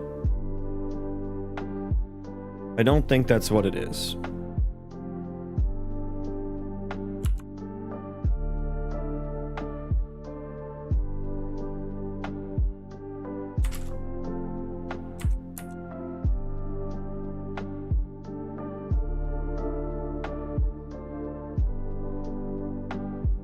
A little bit...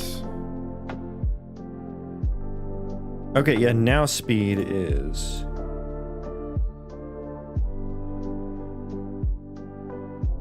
Okay, he's still idle. Speed should be higher, though.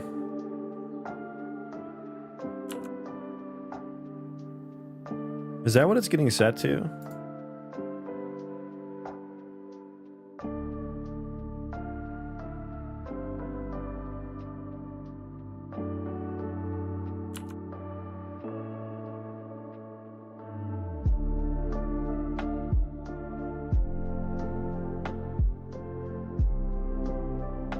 Hmm. Yeah, so that is actually slower than what we want.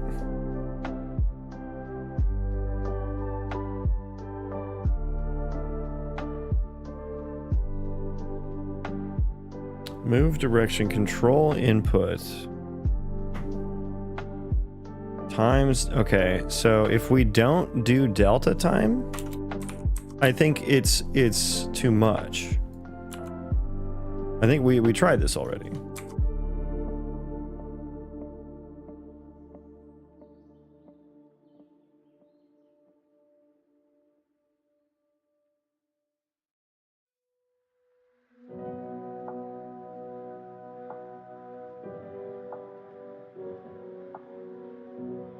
Excuse me. Sorry. Apologies. Okay, so what is delta time, or what is control input here? Something very small.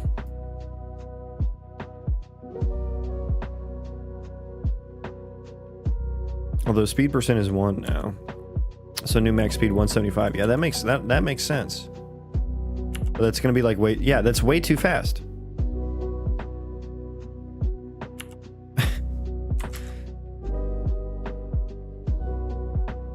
But putting delta time on control input seemed good. It seemed good.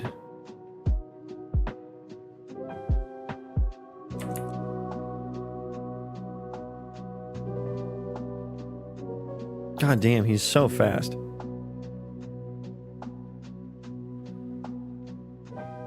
God damn, I need to catch him while he's moving. But he's so fast I can't.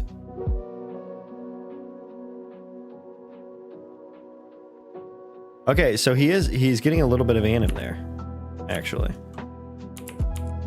But it's probably, he's just moving too fast for it to even play, I think, probably.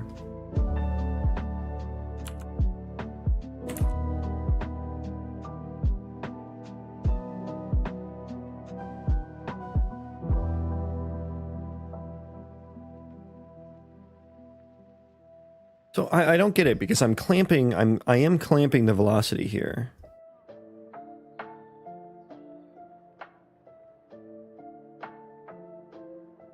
I mean, I wonder if it's the rest of this that's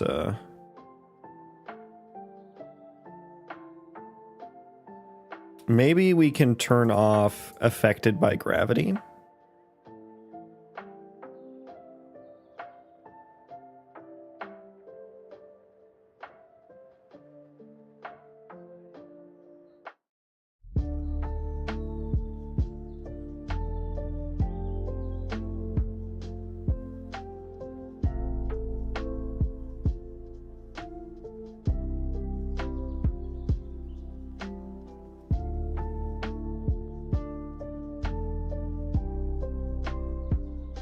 Yeah, let's turn that off.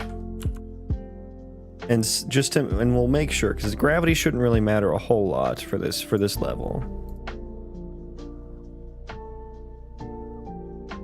Where is it velocity data that I have that? Yeah, there you go. Turn that off.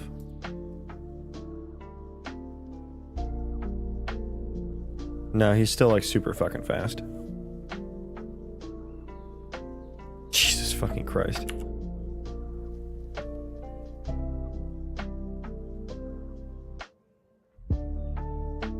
Okay.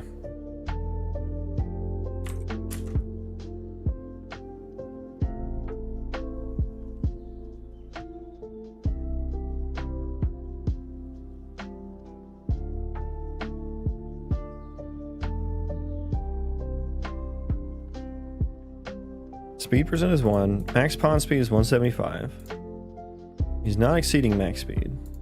So we would get here.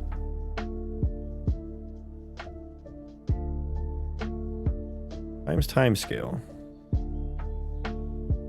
We do delta time there. So I do think delta time needs to be applied somewhere else.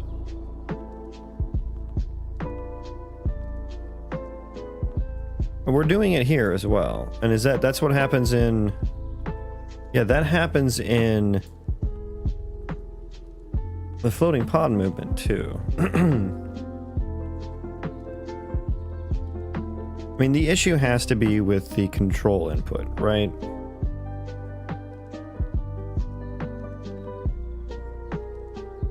Should decelerate.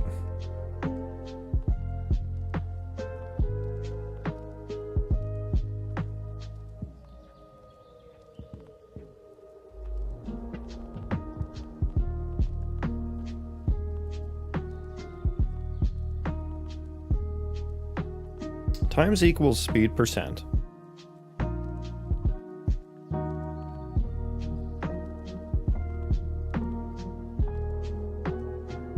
Yeah, I guess let's run the...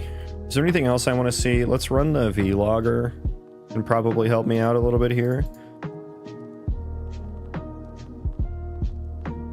Move direction. It's clamped.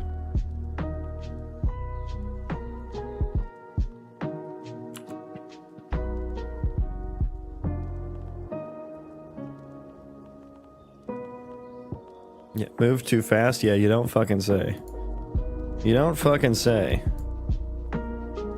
So, velocity and transform are going to be my friends here. Maybe we look at control input data too. Okay, so it keeps saying... It says speed is 175.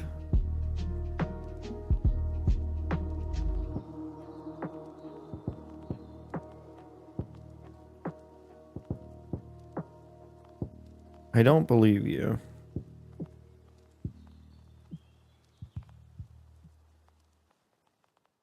I don't believe you.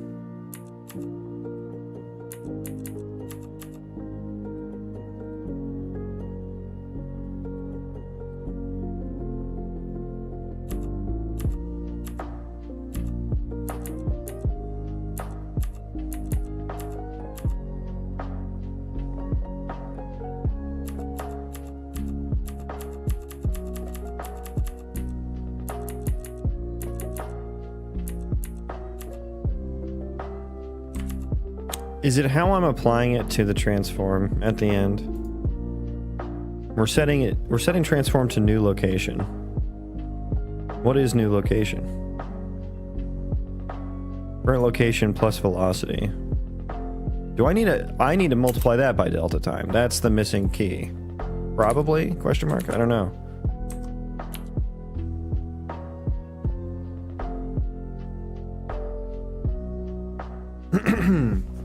I had to stop CPP tutorials and start with BP, but I'm an artist mostly. Hey, totally okay. Lots of games are made with just BP here. There we go. And he's animating now. That was it. Now why isn't he fucking rotating? What's cool about what we're seeing here, you see how his directional movement, he's doing the, he's like strafing. So this is a vertex animated instant static mesh. And he's actually doing like we're sampling a blend space. So he's actually blending between 3 different animations on the GPU. That's what's cool about that. So like the same blend space I use for the actors, I sample with the velocity, and then I calculate the different animation frames and send it to the GPU material, like the VAT material basically. And I modified it to take in 3 different animations and how like what the weights were, like what the lerp alphas are. So it's like he has like the full locomotion blend space. His deceleration needs a little bit of work because he's just like snapping right back to the original. That one was okay. Yeah, it actually kind of looks like shit a little bit. Huh.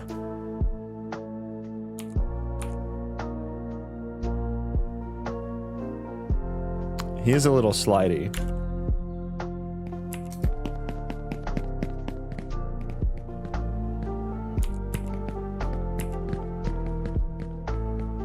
So the blend space could use some editing. Let me look at 2K.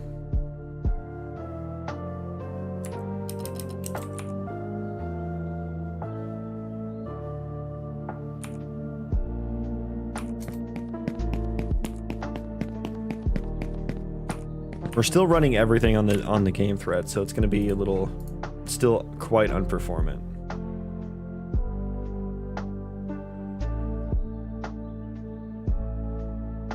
Okay, there's 2K. Oh, I'm vlogging too. Yeah, that's gonna fucking do it. There we go. Yeah. They look a lot slidier than usual. I feel like they didn't look that slidey before. Actually very noticeable now. Maybe it's just the strafing animations that are like that, and that's why I'm noticing it now.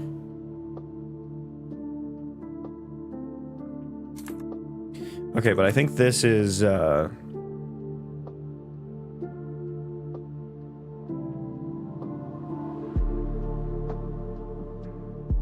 this is working now.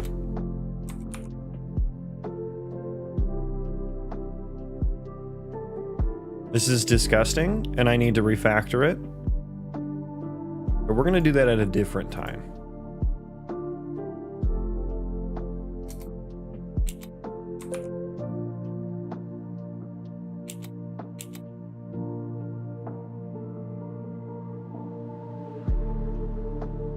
Yeah, we will do that at a different time. Let's focus on the rotation now. Why are you not rotating?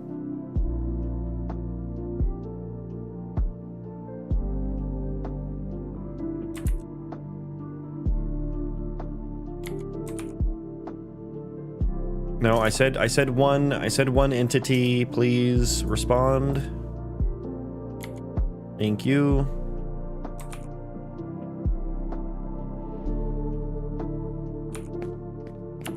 Okay, so I need to, okay, he's moving. Breakpoint. Okay, I need to run live coding. Of course, of course.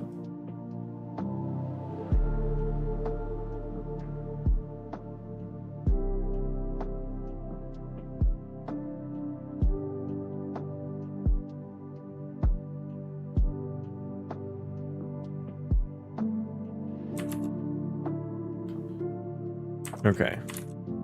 Play. Alright. Facing target. False. Yeah, so we should be... I guess maybe get new rotation. Oh, yeah. I remember changing some sort of delta time in here. Sorry, my nose is in shambles. Apologies. Velocity data is the... We're using the delta time from that.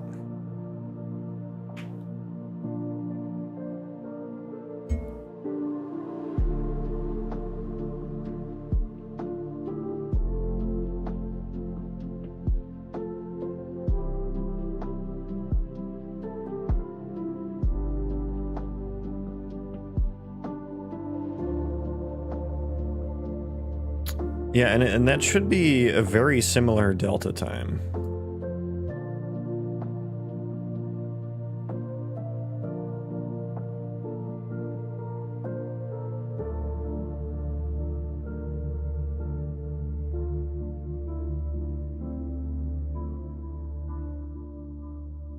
Current rotation 000.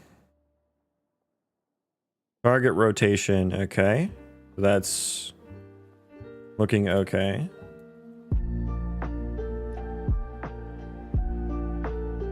The rotation interpolation speed initialized to just 500. That should have set it. Okay, that set it to 200 based on the velocity size.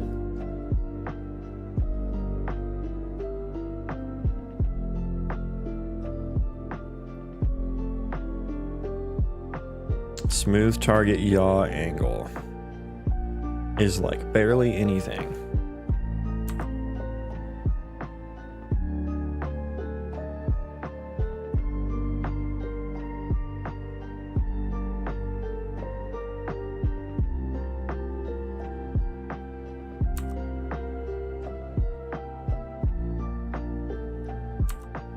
Which is 800. Delta time, target yaw angle. Rotation interpolation speed is fucking 12 there.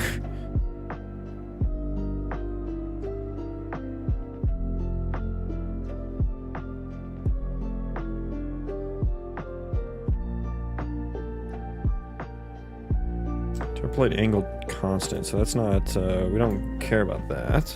We don't care about that. Smooth target yaw angle. Yeah, so that's just getting adjusted each frame. Okay, so current rotation yaw, 0, target rotation yaw, -14. Yeah, so we should be turning. Delta time, maybe I should, let me extract that. So we just have that float delta time equals that, and then that way I can just see it.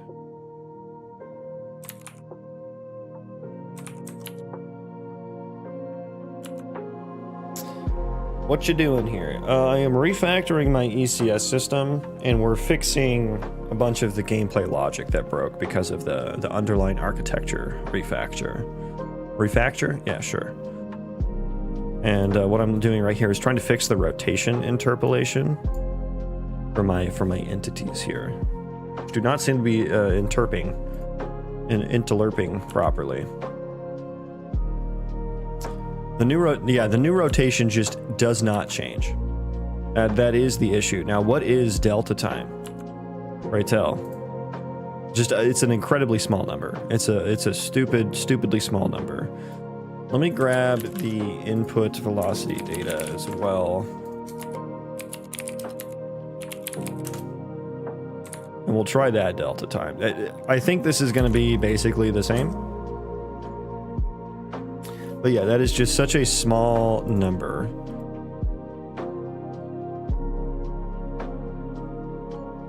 Smooth target yaw angle. Exponential decay angle. The rotation interpolation speed is that is the max speed. So yeah, I think the delta time is too small here for whatever reason.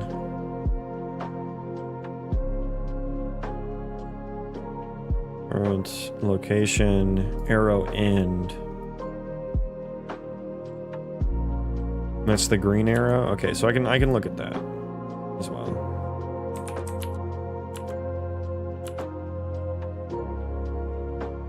So run live coding there. We'll see if the new delta time makes him rotate better. I don't think it will, but we'll see.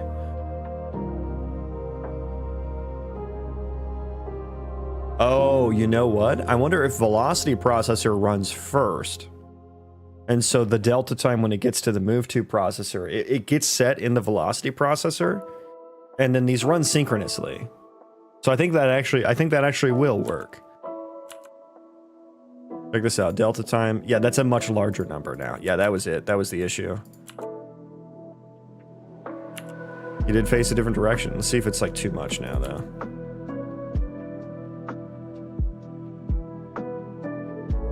Look at that. Okay, turn and move a different direction. There we go. See, look at that.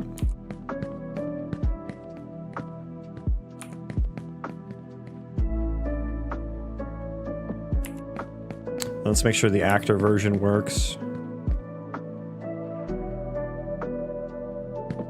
Yep, he's still rotating. All right, I think we're at parity. I think we're finally at parity with where we were before. Amazing. Absolutely amazing.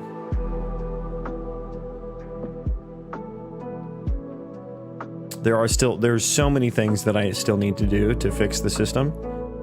I need to just do a lot of things very, very differently. I thought I was going to get into mutexes today. And it turns out I didn't really need them. I didn't really need them at all.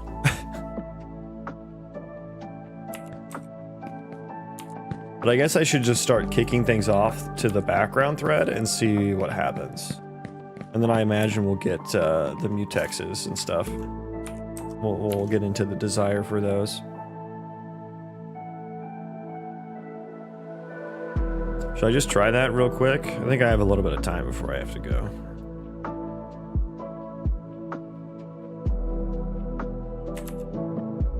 For each async. Yeah, we can try it.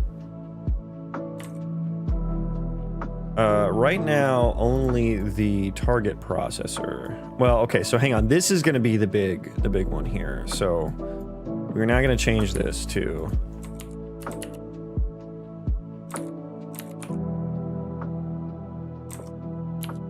I think, yeah, and then I have to rebuild for that. So this is probably where once I change that over, and then we need to comment out the caching. Now that we're at, well, hang on. Let me commit what I have first. Undo that. Undo that. We don't need pending command buffers anymore. Okay. I'm going to say fix velocity and rotation processing. It's basically what that commit is. Okay, now that that's committed, now do that.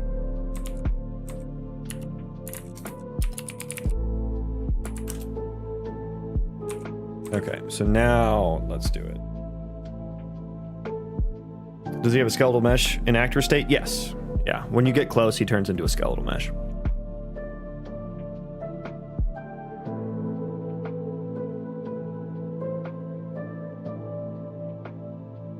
What's up, fella? Good to see you're doing well. I hope I am. Thanks for stopping in. Good day to you. Good day to you as well. Thanks everyone for hanging out, by the way. Appreciate y'all being here. Appreciate ya. Yeah, so I kind of false alarm on the friendship ended with command buffer. Well, I guess the friendship did end with command buffers today. I do have some mutexes in place, but I don't think I have them everywhere. Yeah, so there are some. There are some. Let me grab a little sparkly boy here. One sec.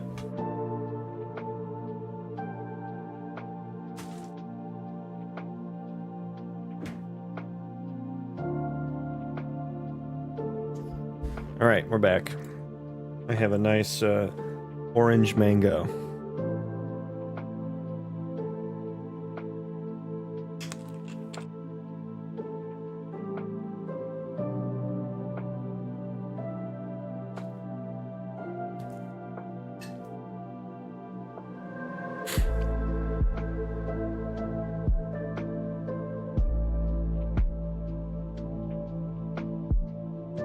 Okay, so the frame, yeah, these were taking up a substantial amount of game thread time. So we're going to get rid of those. We're going to get rid of those. And just rely on mutexes. And like, honestly, every time I read about mutexes and like locking, you know, thread locks and stuff, like read-write locks, I feel like everyone treats the mutexes as the boogeyman. Like, oh, well, you need to be super careful. Like, it's going to cause, you know, stalls or whatever. And it's just like, we're going to see if that's actually the case. Because I feel like not only did, like, when I was doing a little bit of vibing with Gemini, it was telling me the same thing. And I've read that elsewhere as well. So it's not, that wasn't like hallucinating or anything. Okay, so there's nothing right now. There's nothing. There's nothing. So it straight up doesn't work.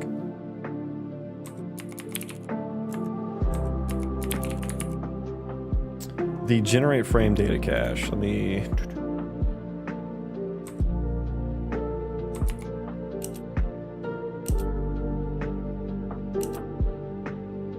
Find smallest pool. That's the issue. Well, what's your deal now? What? Oh, it's a T-share pointer now. God, and I have to rebuild. I hate the template programming because then it means you have to, like, you can't put a templated function in a CPP file, which is, I think, stupid. I think that's stupid.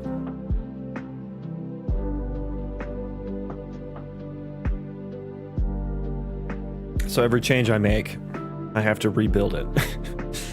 Means I have to, you know, do all this. Now, hang on. Find smallest pool. Is that... No, that's private. So why do I have to rebuild so many things if all I did was change one private function?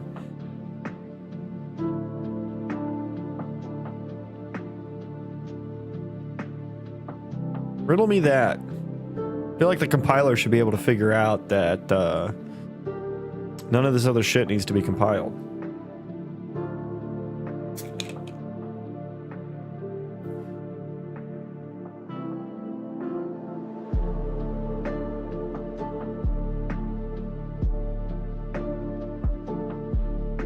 Alexander, I am trying to learn CPP. Where should I start? The same place you should start for any language.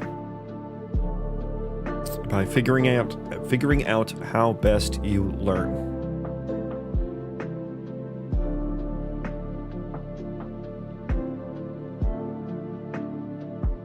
By figuring out the right questions to ask. I learn best by having a project to apply myself to, that I am motivated to work on, like this one.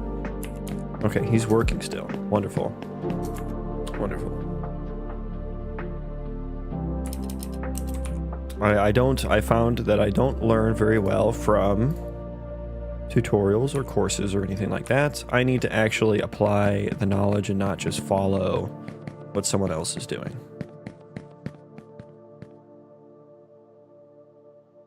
Aha, okay, so this is probably our first threading issue. Now, this is a timer manager. Timer manager. Okay.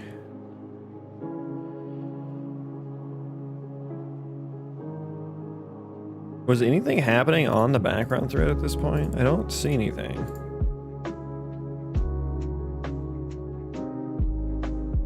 Okay, an entity query was happening on the background thread. This is probably my next source of performance improvement. Yeah, the entity query. So I actually chunk my entities. And yeah, this is for the targeting processor, which this is like my worst entity processor, because to acquire an entity target, every entity needs to iterate over every other entity and check if that should be the new aggro target, right? It needs to consider all the aggro of all the other entities, the factions and stuff like that. So it's like an n of n. On its own, it's an n of n times n squared complexity. You know, so that's not good. And especially with like how I have this set up, I don't have access to other entities here. Now, I'm also grabbing copies, which, okay, that needs to change. Ooh, wait a second. For each async takes in copies. Yeah. Oh no, it uses the same actually. Okay, so let's do this. This might make this a bit better. Those need to be const ref.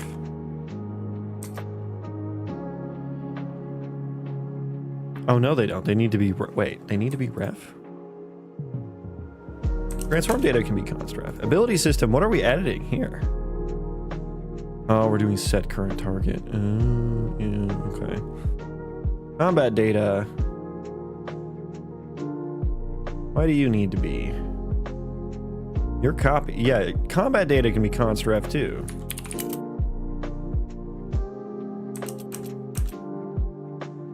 So only ability system we need the ref for.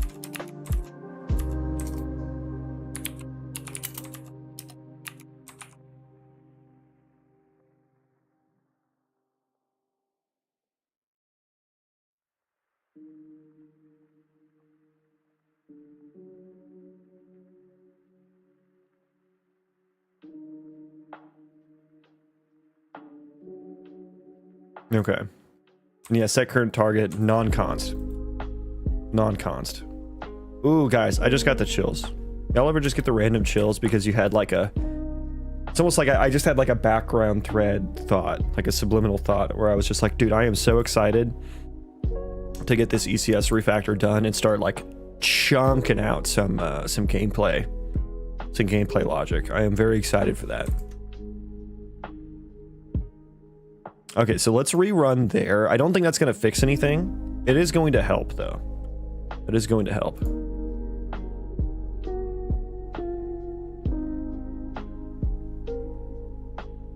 I'm going to be working on some really exciting things in the future.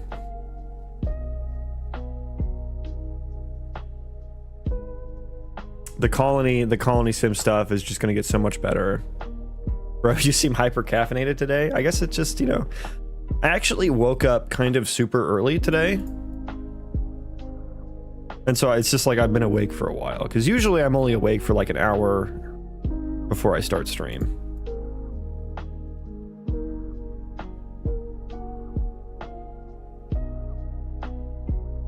We're here right now. I skipped some things. We're here right now.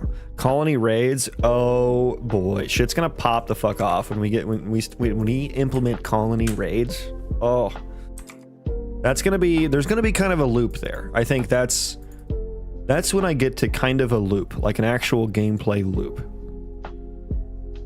Some sort of loop. I think I need to do tree chopping as well. I do tree chopping. Use food from storage. Yeah, that's actually done. I think we get tree chopping in place. Oh, priorities probably need to be in place too. Yeah. Yeah. Yep.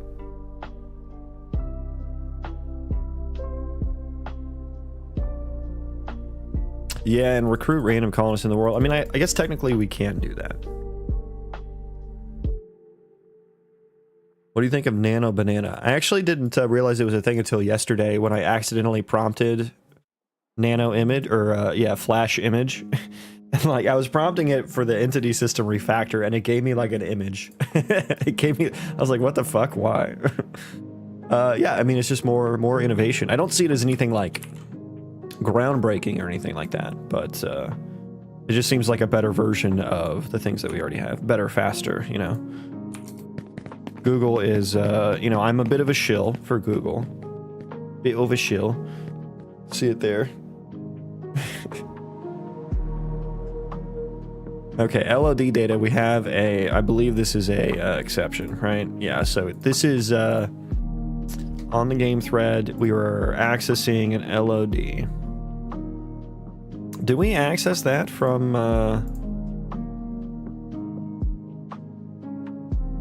but let me finish the previous thought. I think Google's doing great in the AI space. I think they are. I think they're the only company that is, I think they are the closest to making AI profitable. And the use cases that they're like the million context window, like no one still, like they came out with the million context window like a year ago. No one has matched that. No one has matched that yet, which is crazy. It's also the cheapest. And they're Google's bet on the TPUs. Like they have their own cards, like basically they have their own chips that they run everything on, which is how they can make it so cheap, rather than having to rely on NVIDIA, which is and I'm sure if you're following the AI stuff, you know about that, but that is just like such a golden thing that they did here. But yeah, we're getting some conflicts on the entity query, basically on the get entity data. Now let me figure out where that thread needs to be. Was it 3? Yeah, it was 3. What entity data type? It's avatar entity data. Bombed my L3 interview at Google. Ah, sucks, man. Sorry to hear that. Hopefully you learned, though, in the process. And you can come back and get it next time.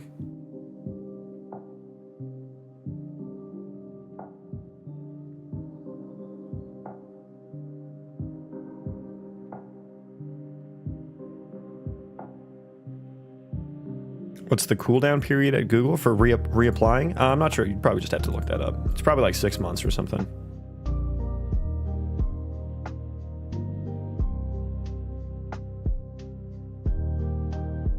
I barely missed my Meta L5 interview. Or what is it, E5 at Meta or whatever. But the Meta interviews are fucking rough, man.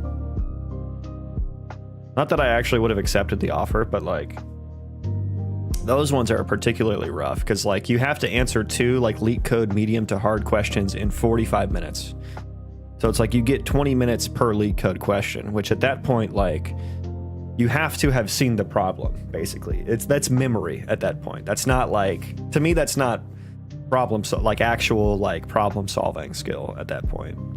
Maybe for some people they can think and code that fast, but like for me, I got the conceptually I understood what I needed to do. I just didn't have enough time to get it complete.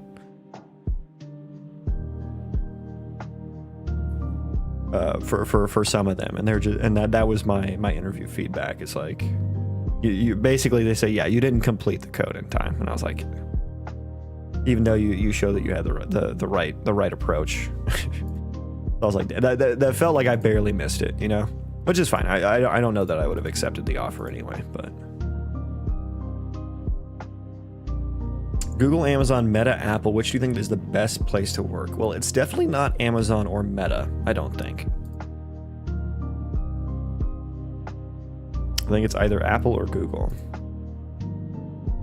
Amazon is like notoriously the worst to work at. Like it's the most notoriously cutthroat.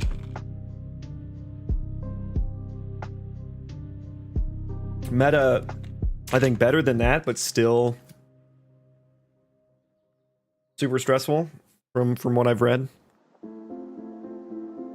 But Zuck likes to throw money at his engineers, so you do get the payday at Meta, and they do support remote work better than Google and Apple.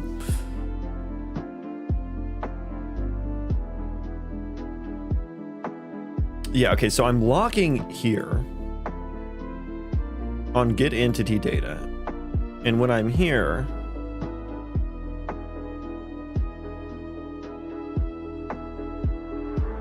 I have a ref to LOD data. Am I even accessing the LOD data from this thread? I don't think so. Oh, I guess it's entity chunk. Maybe it's getting the entity chunk processor. Oh no, I get that way in advance. Get entity transform. Okay, so I guess I'm getting data here. So there are two. No. Yeah, why did this cause a conflict? I don't understand. These are not accessing the same memory. I mean, something else had to have happened, right? The whatever I'm seeing on the background thread is probably not up to date. For each internal, yeah. So I think maybe the for each needs a read block somewhere. I'm gonna guess that that's it. So let's see what happens when I try a read lock on the for each. And it should just be in this scope, because that's where we're doing the entity data pools.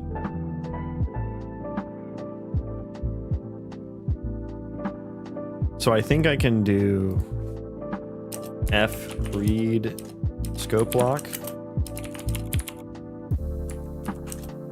with the mutex there. Does that work?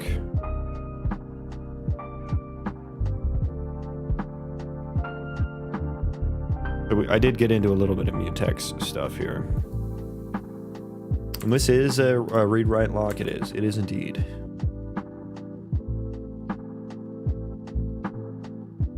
Alias for a shared mutex that does not support recursive locking and may not be fair. What does that mean?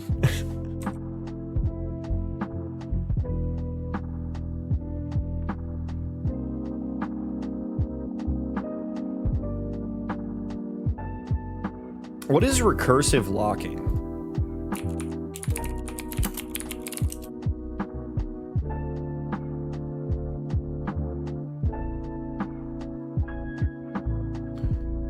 The difference between recursive and non-recursive mutex has to do with ownership. In the case of a recursive mutex, the kernel has to keep track of the thread who actually obtained the mutex the first time around so that it can detect the difference between recursion versus a different thread that should block instead. There's a question of the additional overhead in both in terms of memory. To store this context and also the cycles required to maintaining it. However, there are some other considerations at play. Sense of ownership. The thread grabs mutex must be the same thread that releases the mutex. In the case of non-recursive mutex, there's no sense of ownership, and any thread can usually release the mutex no matter which thread actually took the mutex. Does that actually happen? In many cases, this type of mutex is really more of a semaphore action. What the fuck does that mean? A visual signal is a variable or abstract data type used to control access to a common resource. Okay. Where you're not necessarily using the mutex as an exclusion device, but use it as synchronization or signaling. What's the difference? What's the difference? I still don't understand the difference. Priority inheritance. Okay, yeah, that illuminated absolutely nothing for me. I needed an example.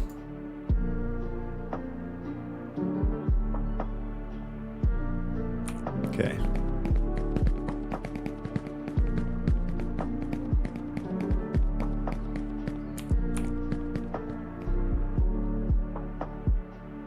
We running. Okay, we're actually running great now. Let's get some little perf traces here. Hit me with the performance.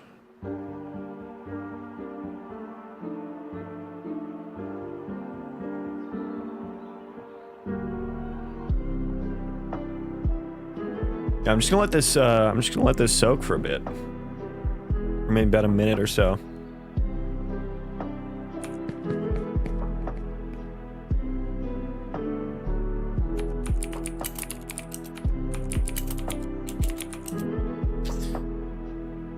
Yeah, our game thread looks horrible. 53 milliseconds. Yeah, it's pretty bad. Everything's on the game thread right now except for the target processor though.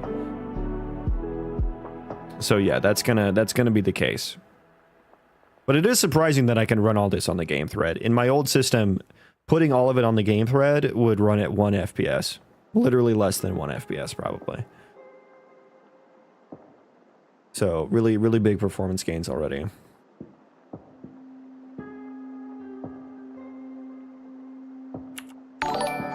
Okay, let's stop there. Him. Thank you for the follow. Welcome. Do they switch to actor when attacked from long range? No, they stay entities. Attacks can happen to entities. Okay, it got worse over time. Why is that?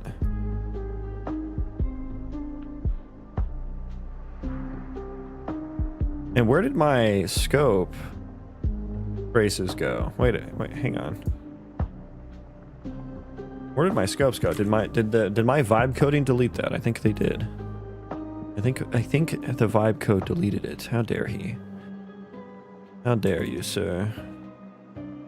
It did. Heckin' did. Well, that kind of ruins that a bit.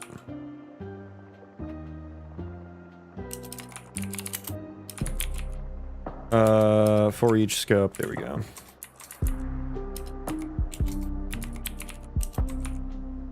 Okay, well that kind of ruins that, but we'll rebuild while we take a peek here. Yeah, why did it get... It started great. And it just got longer and longer. Dude, the entity representation processor is running very fast. 300 microseconds. LOD processor running really fast. The chunk processor, dude, running so fucking fast. Yeah, once I start splitting out this data to where there's no pointer chasing happening, these are gonna run so fucking fast. There's a lot happening in velocity. Like, I have to do like line traces and shit, so like, yeah, I'm not taking advantage of the true architecture here, so...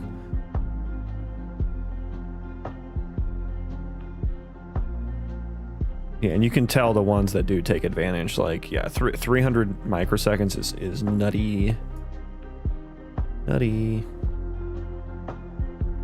Yeah, I'm not really getting a good sense of why...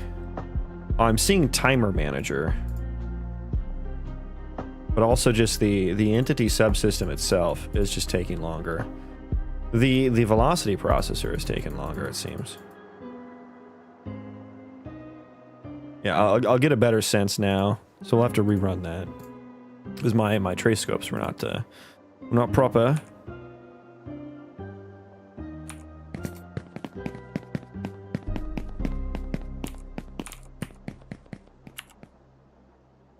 Okay, so I'm gonna wait for all of them to finish spawning, and then we'll start another trace here. Okay, boom. So let that run for like another minute, maybe. But yeah, the entities, they don't have collision on them, but I check the collision in a processor as well. So, like the chunk processor is what allows me to do that efficiently. And so I just check if the fireball has gotten, you know, like any projectile, whether it's an arrow or a fireball or whatever, which are the two projectiles I have right now, whether or not that has hit the entity location plus radius capsule. You know what I mean?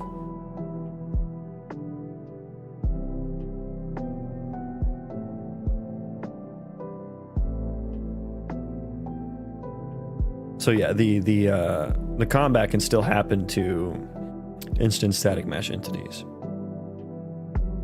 Okay, so that was about a minute. Was about a minute.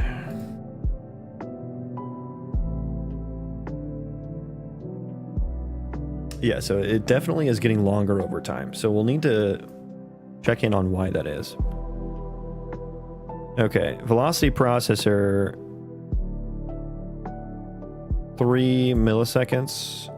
Yeah, there's a bunch of timer things here. The velocity processor is just getting worse and worse.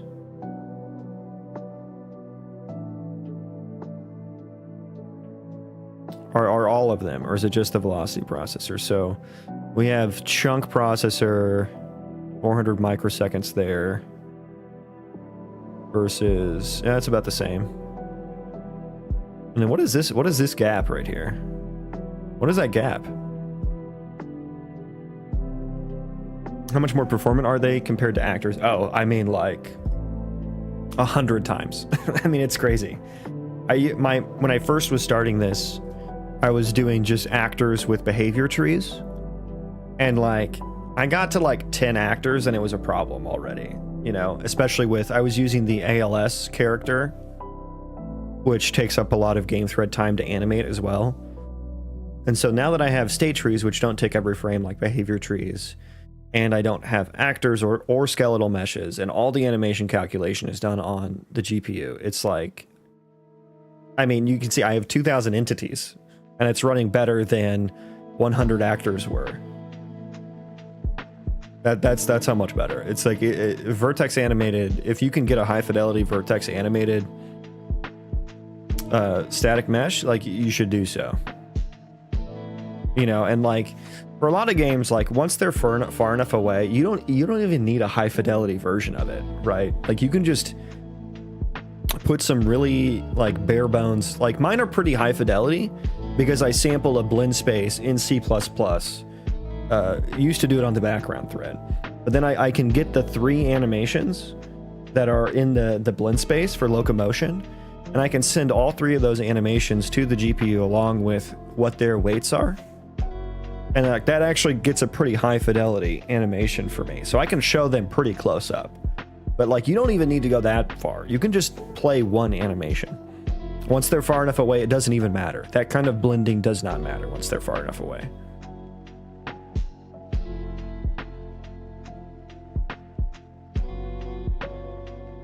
So anyways, back to checking this out. Process entities, attachment processor is 5 milliseconds. It is 5 milliseconds here as well. ISM processor 7.7, 8.2. So that was actually faster. That one was actually faster. LOD 780 microseconds.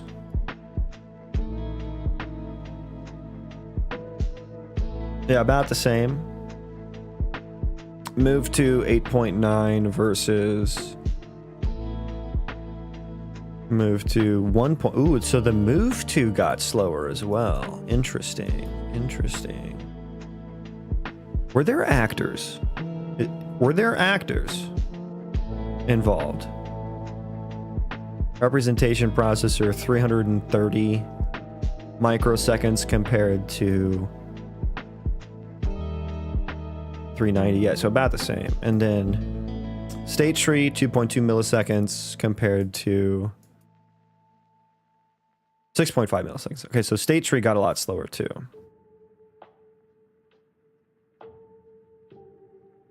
Yeah, I mean, the state tree makes sense because they all start as just being idle and then they start like moving around more consistently. So that one makes sense. I get that. I wonder, does this cap out at some point? Is having background characters on different threads standard in game dev? I haven't heard most games run on a single thread. Yeah, so it's not standard. It's not. It is not. But with the ECS architecture, really what's happening on the background threads are just individual processes for all of the NPCs. So it's not like there's not like certain NPCs that are on the background thread and certain ones that aren't. It's more so like, yeah, all the logic is running on the background thread for their state trees or something like that. You know, all the velocity processing is happening on the background thread. And then it's like in the game thread is where like, you know, some things get applied. Like when they're actors, I can't change the location of an actor outside of the game thread. So I have to do that on the game thread. Same for the locations of the instant static meshes. That all needs to happen on the game thread. But a lot of the processing for it can happen on the background threads. But that is still not standard. I don't think very many games take advantage of that. A lot of games just don't. You think using /learning ECS is worth always using or just for larger projects? I mean, not even for larger projects. It just kind of depends on the game you're trying to make. Like, if you're trying to make, like, I specifically need it because I want to run the entire world. Like, I need that, right? If you're making an RTS, you need that as well because there's going to be a lot of units on screen, right?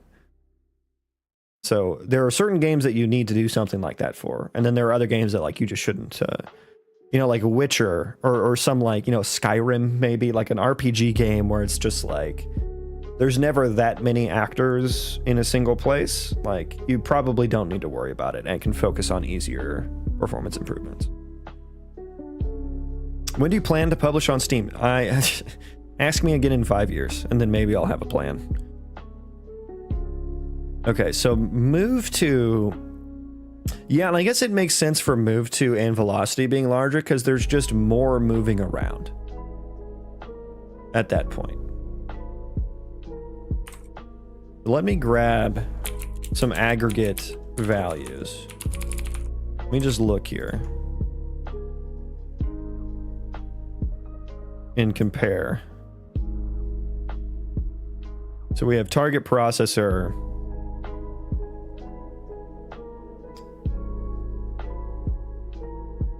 Which only ran 53 times. About the same. About the same.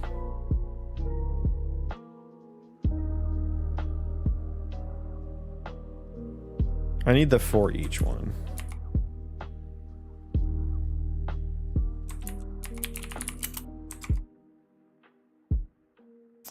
ISM. Wow, so fast. That's fucking crazy fast.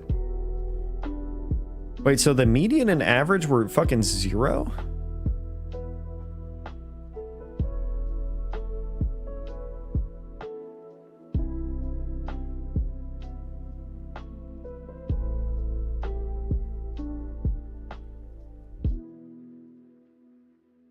Yeah, where is the ISM processor actually?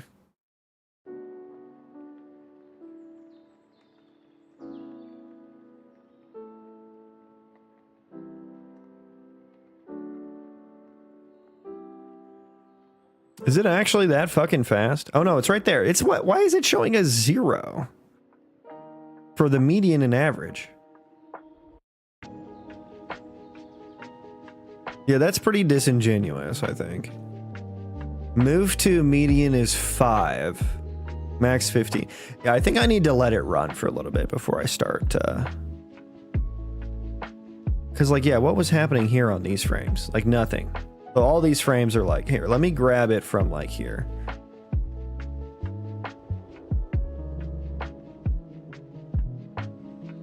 We'll go from, like, right there. Okay, give me that.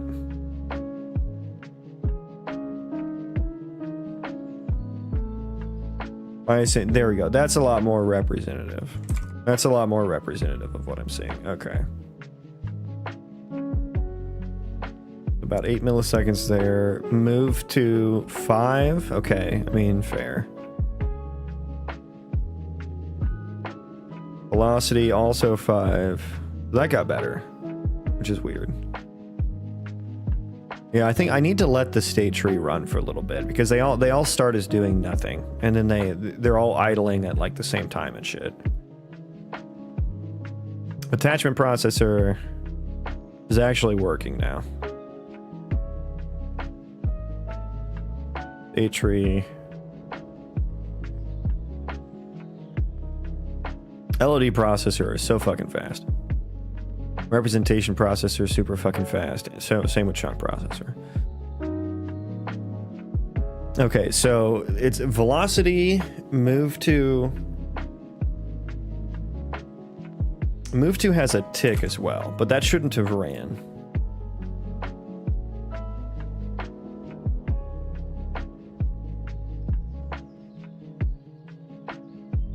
Yeah, that shouldn't have ran. Because none of them were actors.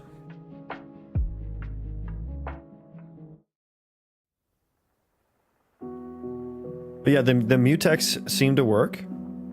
Again, I only have one thing running on the background thread right now.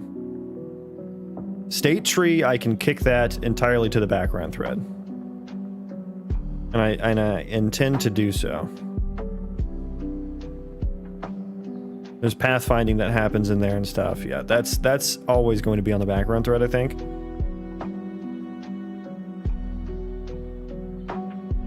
So I'm kind of wondering what my next modus operandi is here. Which one of these do I focus on? I think fucking velocity processor. There's a lot of traces that happen here that I could definitely do this in different loops. And be more efficient, I think.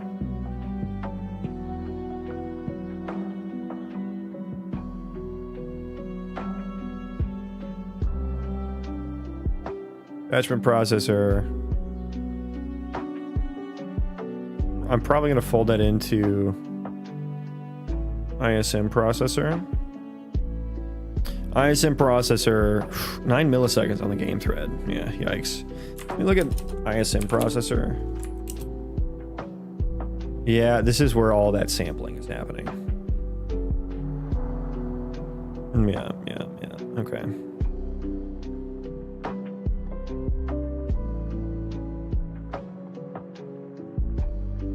Yeah, I think maybe...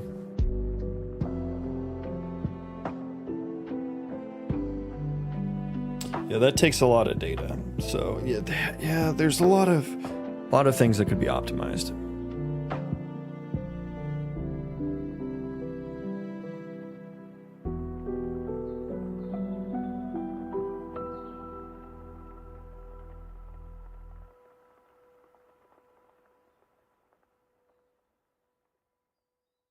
I wonder where I should store UObject refs. Like pack up an array of UObject refs. And see how much faster that gets. That would be interesting. That means I would need to... Yeah, I need to implement my other for each, which like... takes in... or would get called back with the data pools.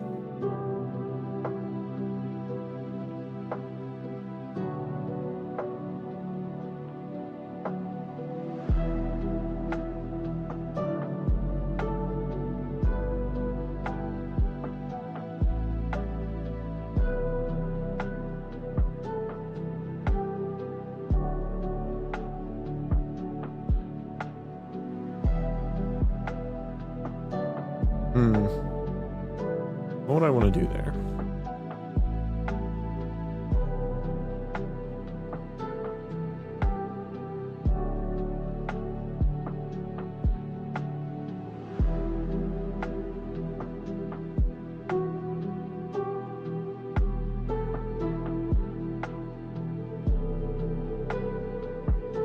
How would I want that to look? How would I want that to look? Because I don't want to have to redo basically this same work in the processor function.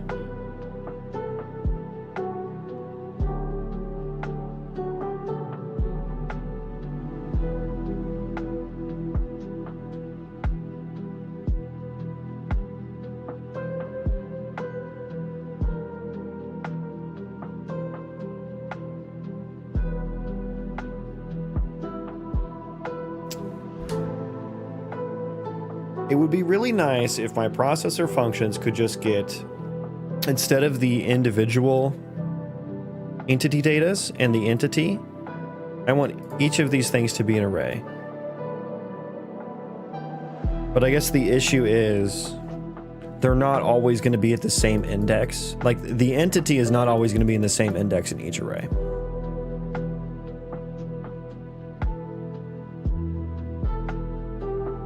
That's the problem. So like this would basically just, I would need the entity to data index map to reconcile that. And so I would get a list of entities, iterate over the entities, and then like get the data in the pools. But I should probably dereference the pools, dereference the pool pointers or something, so that I don't chase those pointers every loop.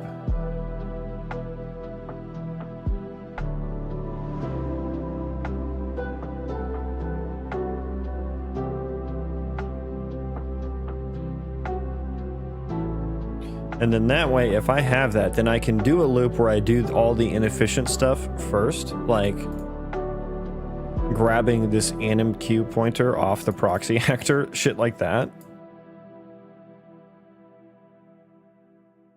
And then that way, I can take advantage of the processor cache optimizations here for things like that.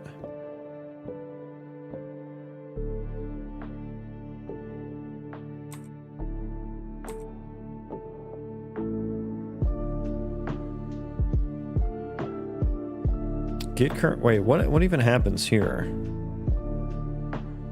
Current anim. Oh yeah, we get the animq twice, so double pointer chasing there.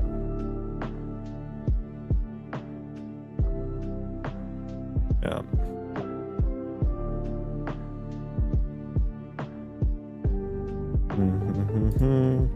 I wonder how faux pas it is to use a UOB, like pass a U object around by ref, so that I don't have to follow the pointer multiple times.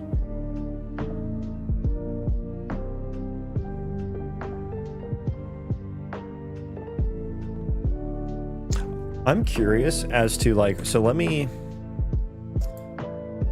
the max for the entity ISM processor 8.3, we'll say, so maybe 9, 10, see a 10 there, then back here is 8. Okay, so it's about the same. It's about 8 to 10. So I'm just wondering if I were to do something like this, then do I get the animq here? I do. Okay. Hey, welcome in. If I were to do something like this, where I pass in U ability animq by ref,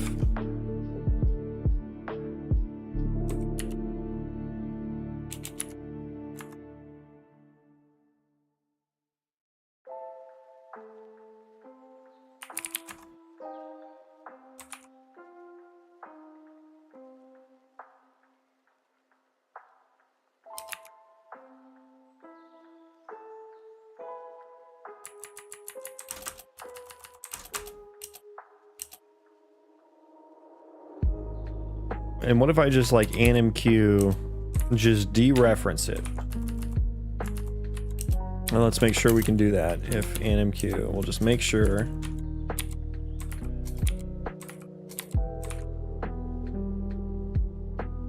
We will just make, and so there's no abilities happening, so I'm not going to worry about that at the moment. We'll just say const u ability NMQ ref NMQ ref equals, yeah, that, and then that way we can also check the get current anim there as well. NMQ ref. Okay, let's rebuild and see how that goes.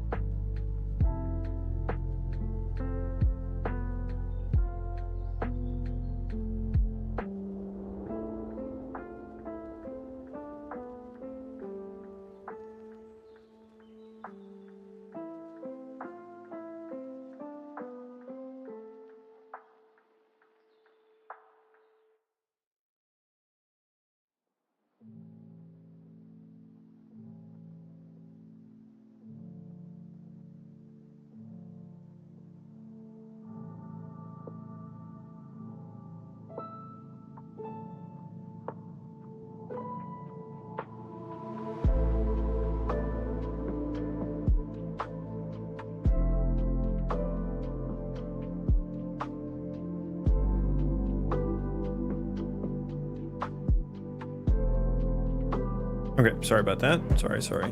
Gonna check some things. So yeah, let's just see how much better that is.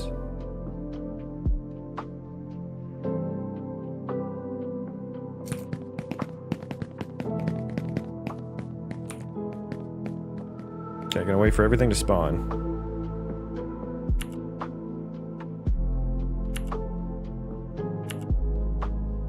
Okay, run the trace.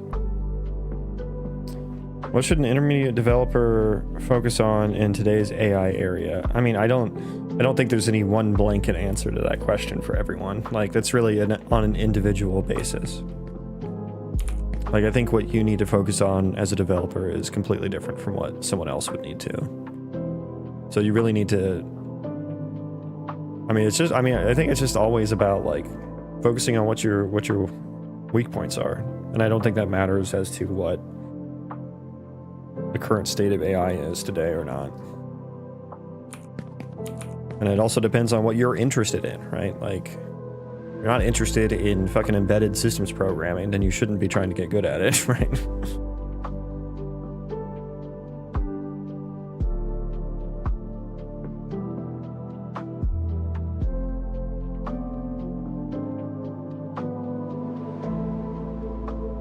So there's some time period where the movement kind of caps out in terms of like all of them moving at the same time.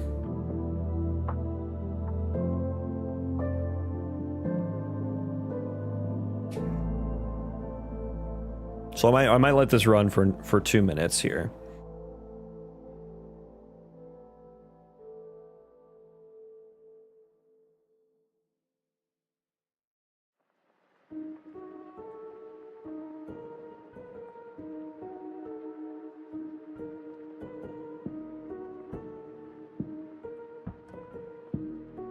Okay, we're at about like 1:30, so I'll just let it run for a little bit more.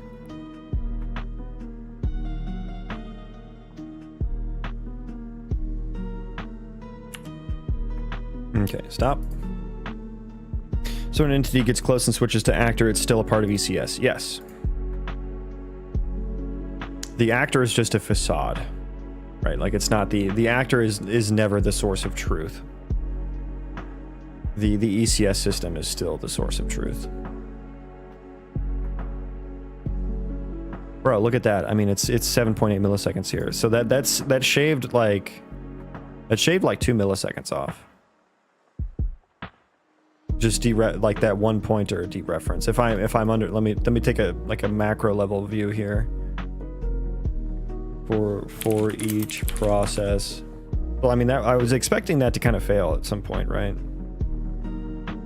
Yeah, I'm definitely seeing, like, let me go to like a long frame or something, like pick a bad frame. Does it show the max? Oh, there's only one in there. Oof, that was 17 milliseconds, okay.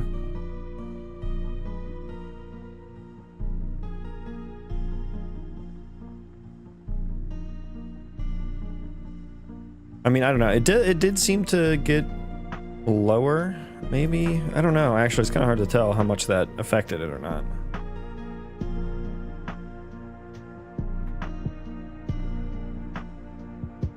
Yeah, I don't know how much that helped, actually. It's fucking hard to tell. I wish I wrote that down. Oh, I guess I have the old ones here. Oh, shit. Which one's which? This one's the later one. Okay, so this one's later.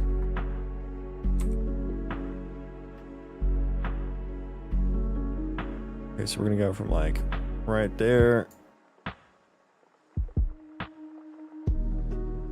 And then ISM processor. Max 27, average 8.6, median 8.5. That was for the new version.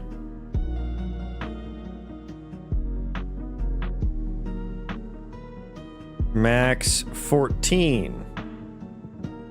Average 8.7, median 8.5. Okay, so that didn't make much of a fucking... Actually, the max is worse. If I'm not mistaken. Oh no, this is the new one. Oh no, that's the new one. This is the new one.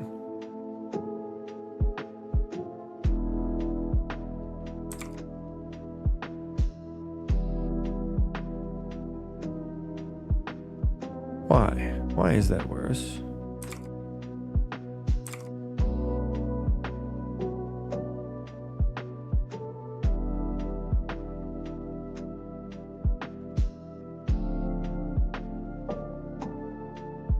Oh, I did that wrong side. There we go. Yeah, the new one is actually spikier. I ran it for longer too, so... Yeah, I don't know. That didn't actually make that much of a difference. Didn't make that much of a difference. So, like, I guess the bottleneck of that function is in a different spot.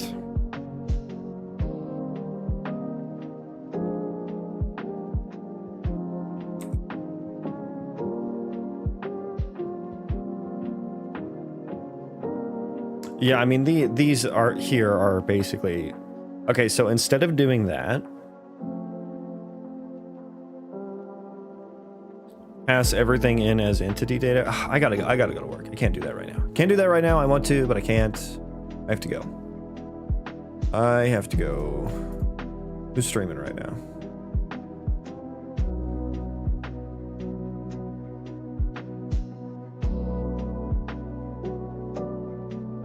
Stevie Ray. I haven't rated her in a while. So we'll send you guys over there. She's making an on switch. Did an art meme on Blue She's Sky. working on like a horror game. 90s horror. So I'm gonna send you guys over there. And I appreciate you all being here. Thank you for hanging out.